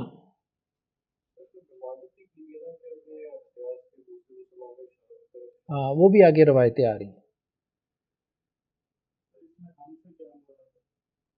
مسلمان وہی کہہ رہے ہیں نا، من حمل علینا الصلاح فلیس منا، اس لیے کہا وہ ہم میں سے نہیں ہے. وہ سمجھ رہا ہے کہ وہ ہم میں سے ہے لیکن وہ ہم میں سے نہیں ہے. جس نے ہمارے اوپر ہتھیار اٹھایا وہ ہم میں سے نہیں ہے، یعنی وہ سمجھتا رہے. ہاں ہتھیار اٹھانے سے مراد بغاوت بھی اس میں آ جاتی ہے لیکن اس کی حدیثیں علیحدہ گزر چکی ہیں. یہاں مراد عام ہتھیار اٹھانا، جیسے جو لوگ یہ آپ کہہ لیں کہ جی ڈکیتی کرتے ہیں، وارداتیں کرتے ہیں، یہ بھی مسلمانوں پہ ہتھیار ہی اٹھا رہے ہیں. ٹھیک ہے، یا ویسی بدماشی کرنا، یہ ہمارے ہاں بدماشی کلچر عام ہے، بھتہ وصول کرنا. ٹھیک ہے، لوگوں کو ڈرا دھمکا کے رکھنا، اپنی چودراہٹ قائم کرنا. ٹھیک ہے، محلے میں، اپنے گاؤں میں، دیہات میں. تو وہ ظاہری بات ہے یہ اسلحے کے زور پہ کرتے ہیں، ڈرا دھمکا کے کرتے ہیں. تو یہ بھی فتنہ ہے، یہ بھی فتنہ ہے. کیونکہ بعض لوگ جب دبکے میں نہیں آتے تو پھر کیا ہوتا ہے؟ لڑائیاں شروع ہو جاتی ہیں. وہ لڑائیاں جو ہے نا وہ تو خیر اٹھا لیں تو وہ تو ایک علیحدہ بات ہے، لیکن بعض لوگ جو نہیں دبتے تو پھر لڑائی بھی شروع ہو جاتی ہے، پھر وہ قتل و غارت اور پھر خاندانی دشمنیاں، اور وہ خاندانی دشمنیاں پھر 3 نسلوں تک چلتی ہیں، اور اس میں پھر کئی بے گناہ مارے جاتے ہیں، پھر کرائے کے قاتل درمیان میں آتے ہیں. وہ فتنہ، انسان فتنے کا شکار ہو جاتا ہے نا. پھر ہاتھ میں تسبیح پکڑ لیتا ہے، سر پہ ٹوپی پہن لیتا ہے، یعنی نماز بھی نہیں چھوڑتا، قتل بھی نہیں چھوڑتا، دونوں کام نہیں چھوڑتا.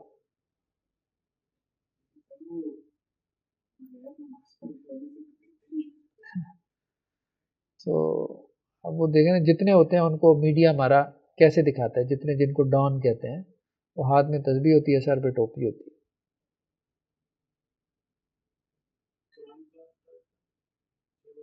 ہاں 6 بج گئے.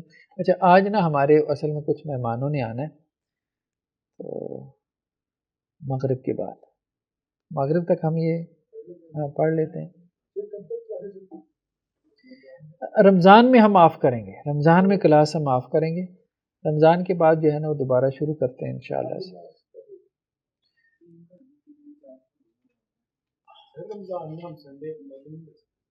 جی رمضان میں مشکل ہو جائے گا، رمضان میں مشکل ہو جائے گا. اور پھر ویسے بھی میں نے نا یہاں پہ وہ بھی رات کی مصروفیت ہے، یہاں پرائم شادی حال ہے ہمارا تنظیم اسلامی کے تحت. دورہ تو نہیں، وہ تو مشکل ہو جائے گا، خلاصہ قرآن. ہاں یہ کوئی کریں گے، گھنٹہ سوا گھنٹہ کریں گے انشاءاللہ، ایک ہی نشست. جی نہیں نہیں نہیں، شروع میں ایسا کریں گے کہ 4 رکعت جو فرض نماز ہوتی ہے نا، تو اس کے بعد پھر ہم گھنٹہ سوا گھنٹہ کریں گے یہاں، یہ ادھر پرائم شادی حال میں نا. نہیں وہ پھر صبح نا اٹھنا مشکل ہو جاتا ہے، لیٹ ہو جاتا ہے نا بندہ، وہ لیٹ ہو جاتا ہے. کیونکہ میرا معاملہ یہ ہے، رمضان میں بھی جو ہے نا وہ ایک بھاگ دوڑ لگی ہوتی ہے جاب کی وجہ سے، وہ جاب کے ساتھ مشکل ہو جاتا ہے.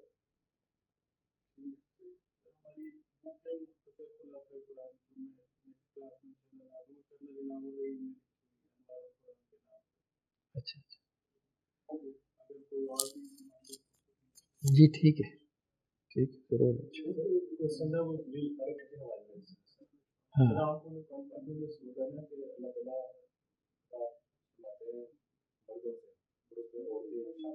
جی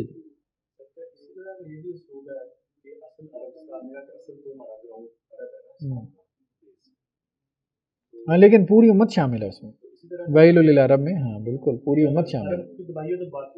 ہاں باقی انڈرسٹوڈ ہے، ہاں ایسے ہی ہے، بالکل ایسے. حضرت ابو بردہ جو ہے وہ ابو موسیٰ اشعری سے، وہ اللہ کے نبی صلی اللہ علیہ وسلم سے نقل کرتے ہیں، من حمل علینا الصلاۃ فلیس منا، جس نے ہمارے اوپر ہتھیار اٹھائے تو وہ ہم میں سے نہیں ہے. اسی معنی کی روایت ہے. ٹھیک.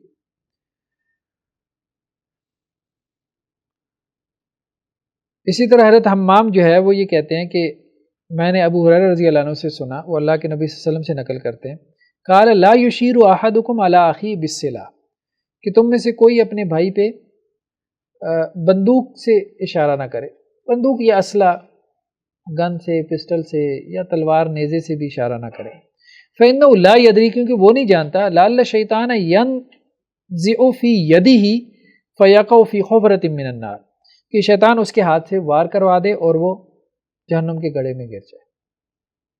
اور ہو جاتا ہے بعض اوقات ایسے، غلطی سے بھی ہو جاتا ہے. تو بھائی کی طرف اشارہ بھی نہ کرے، یعنی بھائی کی طرف جو ہے وہ اشارہ کرنا اسلحے سے یہ بھی گناہ میں. اور یہ اچھا کرتے ہیں. آج کل میں نے دیکھا ہے کہ یہ ہماری پولیس والے متحرک ہوئی ہیں، سوشل میڈیا پہ کچھ لوگ آ کے نا اسلحے کی نمائش کرتے ہیں، تو وہ ہاں پکڑ لیتے ہیں. ہاں ٹک ٹاکر جو ہیں، تو وہ اچھا کرتے ہیں، ایسا ہی کرنا چاہیے. آج یہ نمائش کر رہے ہیں، کل کو لے کے باہر نکل جائیں گے. اور شادیوں پہ بھی ایسے ہم دیکھتے ہیں، فائرنگ ہوتی ہے، ہوائی فائرنگ کرتے ہیں اس میں وہ، اور کوئی نہ کوئی ڈیتھس ہو جاتی ہیں.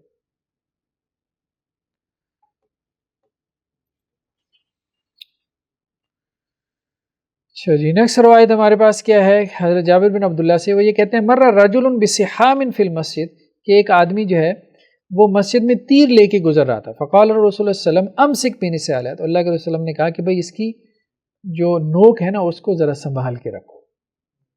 ٹھیک ہے. قال لا، تو وہ راوی کہتے ہیں کہ میں نے حضرت جابر بن عبداللہ سے کہا کہ کیا آپ نے یہ بات اللہ کے رسول صلی اللہ علیہ وسلم سے سنی ہے؟ تو حضرت جابر بن عبداللہ نے کہا ہاں میں نے یہ بات سنی.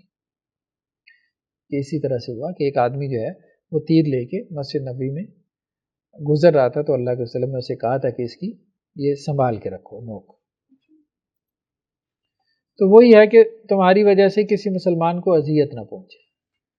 تو ضروری نہیں مراد اسلحہ یا تیر ہی ہو، کوئی بھی چیز آپ مطلب وہ بے دھیانی میں چھڑی لے کے جا رہے ہیں، یا آپ کوئی اور جو ہے وہ چیز لے کے جا رہے ہیں کہ جس سے آپ ساتھ والے کو تکلیف پہنچ سکتی ہے، نقصان ہو سکتا ہے۔ جیسے میں نے دیکھا ہے، میں بڑا حیران ہوا، ایک صاحب نے گاڑی میں نا جیسے کوئی وہ اسپیشل ٹائر بھی لوگوں نے ڈلوائے ہوتے ہیں شوکیا، تو اس کے اندر جو ہے نا لمبے لمبے کیل باہر نکلی ہوئی ہے، تو مطلب وہ جو اس کے وہ کسنے والے جو نٹ ہوتے ہیں نا اس کے ٹائر کے، اس کے اوپر جو ہے، اب وہ کسی کی گاڑی قریب سے گزرے تو اس کو وہ چیر پھاڑ کے رکھ دے گا، یا ویسے ہی کوئی بندہ قریب سے جو ہے وہ اس کے پاس سے گزرے تو اس کو زخمی کر دے گی۔ تو اب اس نے تو اپنے اس گاڑی کو بچانے کے لیے کہ میرے جو دیکھے گا ذرا 2 فٹ دور سے گزرے گا مجھے اسکریچ لگا کے نہیں جائے گا، لیکن بہرحال ہمیں سوچنا چاہیے کہ ہم کسی مسلمان کے لیے اپنے کسی قول فعل سے اذیت کا باعث تو نہیں بن رہے۔ کون سی؟ ہاں، یہ فتن میں اب دیکھیں نا کہ امام بخاری یہ کہہ رہے ہیں کہ بھائی ایک تو فتنہ ہے نا قتل، اور ایک فتنہ ہے بغاوت۔ اب یوں سمجھو جب مسلمان ایک دوسرے کی طرف اشارہ کرنا شروع کر دیں نا تو فتنہ یہاں سے شروع ہو جاتا ہے، یعنی اسلحے سے اشارہ کرنا شروع کر دیں تو فتنہ یہاں سے شروع کر، یعنی جیسے ہمارے یہاں عرف عام کہتے ہیں بندوقیں نکال لیں، چلائیں نا، صرف نکال لیں، یہی فتنہ ہے۔ ہاں ہاں، یہ صحیح کہہ رہے ہیں، جو قبضہ گروپ ہوتا ہے وہ صرف بندوقیں نکالتا ہے، مارتا نہ بھی ہو، لیکن یہ ہے کہ وہ دہشت تو پھیلاتا ہے۔ وہ قبضہ گروپ جو ہے پراپرٹی میں عام طور پہ ایسا ہی ہوتا ہے، تو وہ فتنہ ہے۔ اب بھاری فتنہ ان کے لیے تو ہے ہی ہے، مطلب جن بیچاروں کو آزمایا جا رہا ہے، لیکن خود جو اس کام میں ملوث ہے اس کے لیے بھی فتنہ ہے۔ اب اس میں اگر اگلا بھی اڑ جائے گا، ٹھیک ہے، یا تو مارا جائے گا یا پھر بندوق وہ بھی نکال لے گا، تو پھر خاندانی دشمنیاں شروع، یہ مسائل۔ حضرت جابر سے ہے کہ ان رجلا مر فی المسجد، کے ایک آدمی مسجد میں سے بعصم، تیروں کے ساتھ گزر رہا تھا، قد ابدا نصولا، اور اس نے ان کے جو پھل تھے وہ ظاہر کیے ہوئے تھے، فامر ان یاخذ بنصولها، تو اسے حکم دیا گیا کہ بھئی ان کے پھل جو ہے وہ ذرا سنبھال کے رکھو، پکڑ کے رکھو، لا یحدث مسلما، تاکہ کسی مسلمان کو زخمی نہ کر دے۔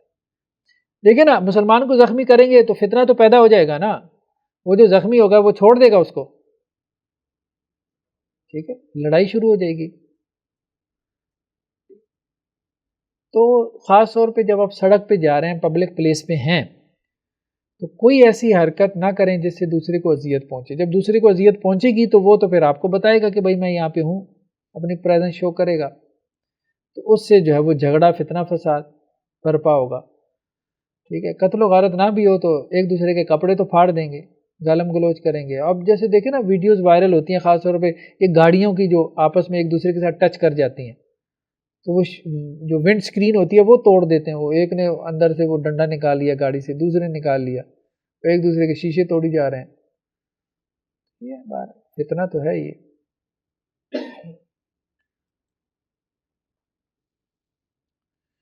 تو مطلب انسان کو محتاط رہنا چاہیے، اپنے قول میں اپنے فعل میں محتاط رہنا چاہیے، کسی مسلمان کو تکلیف نہ پہنچے اس سے، اس سے جھگڑا نہ پیدا ہو۔ حضرت ابو موسیٰ سے وہ اللہ کے نبی صلی اللہ علیہ وسلم سے نقل کرتے ہیں، اذا مر احدکم فی مسجد او فی سوق، کہ جب تم میں سے کوئی مسجد میں یا بازار میں سے گزرے، وہی پبلک پلیس کی بات آ گئی، ومعہ نبل، اور اس کے پاس جو ہے وہ تیر ہو، فلیمسک علی نصالها، تو وہ اس کا جو پھل ہے اس کو پکڑ کے رکھے، او قال فلیقبض بکفہ، یا یہ کہا کہ اس کو اس کی نوک سے تھام کے رکھے، ان یصیب احد من المسلمین منها الشیء، تاکہ کسی مسلمان کو اس میں سے کچھ تکلیف نہ پہنچ جائے۔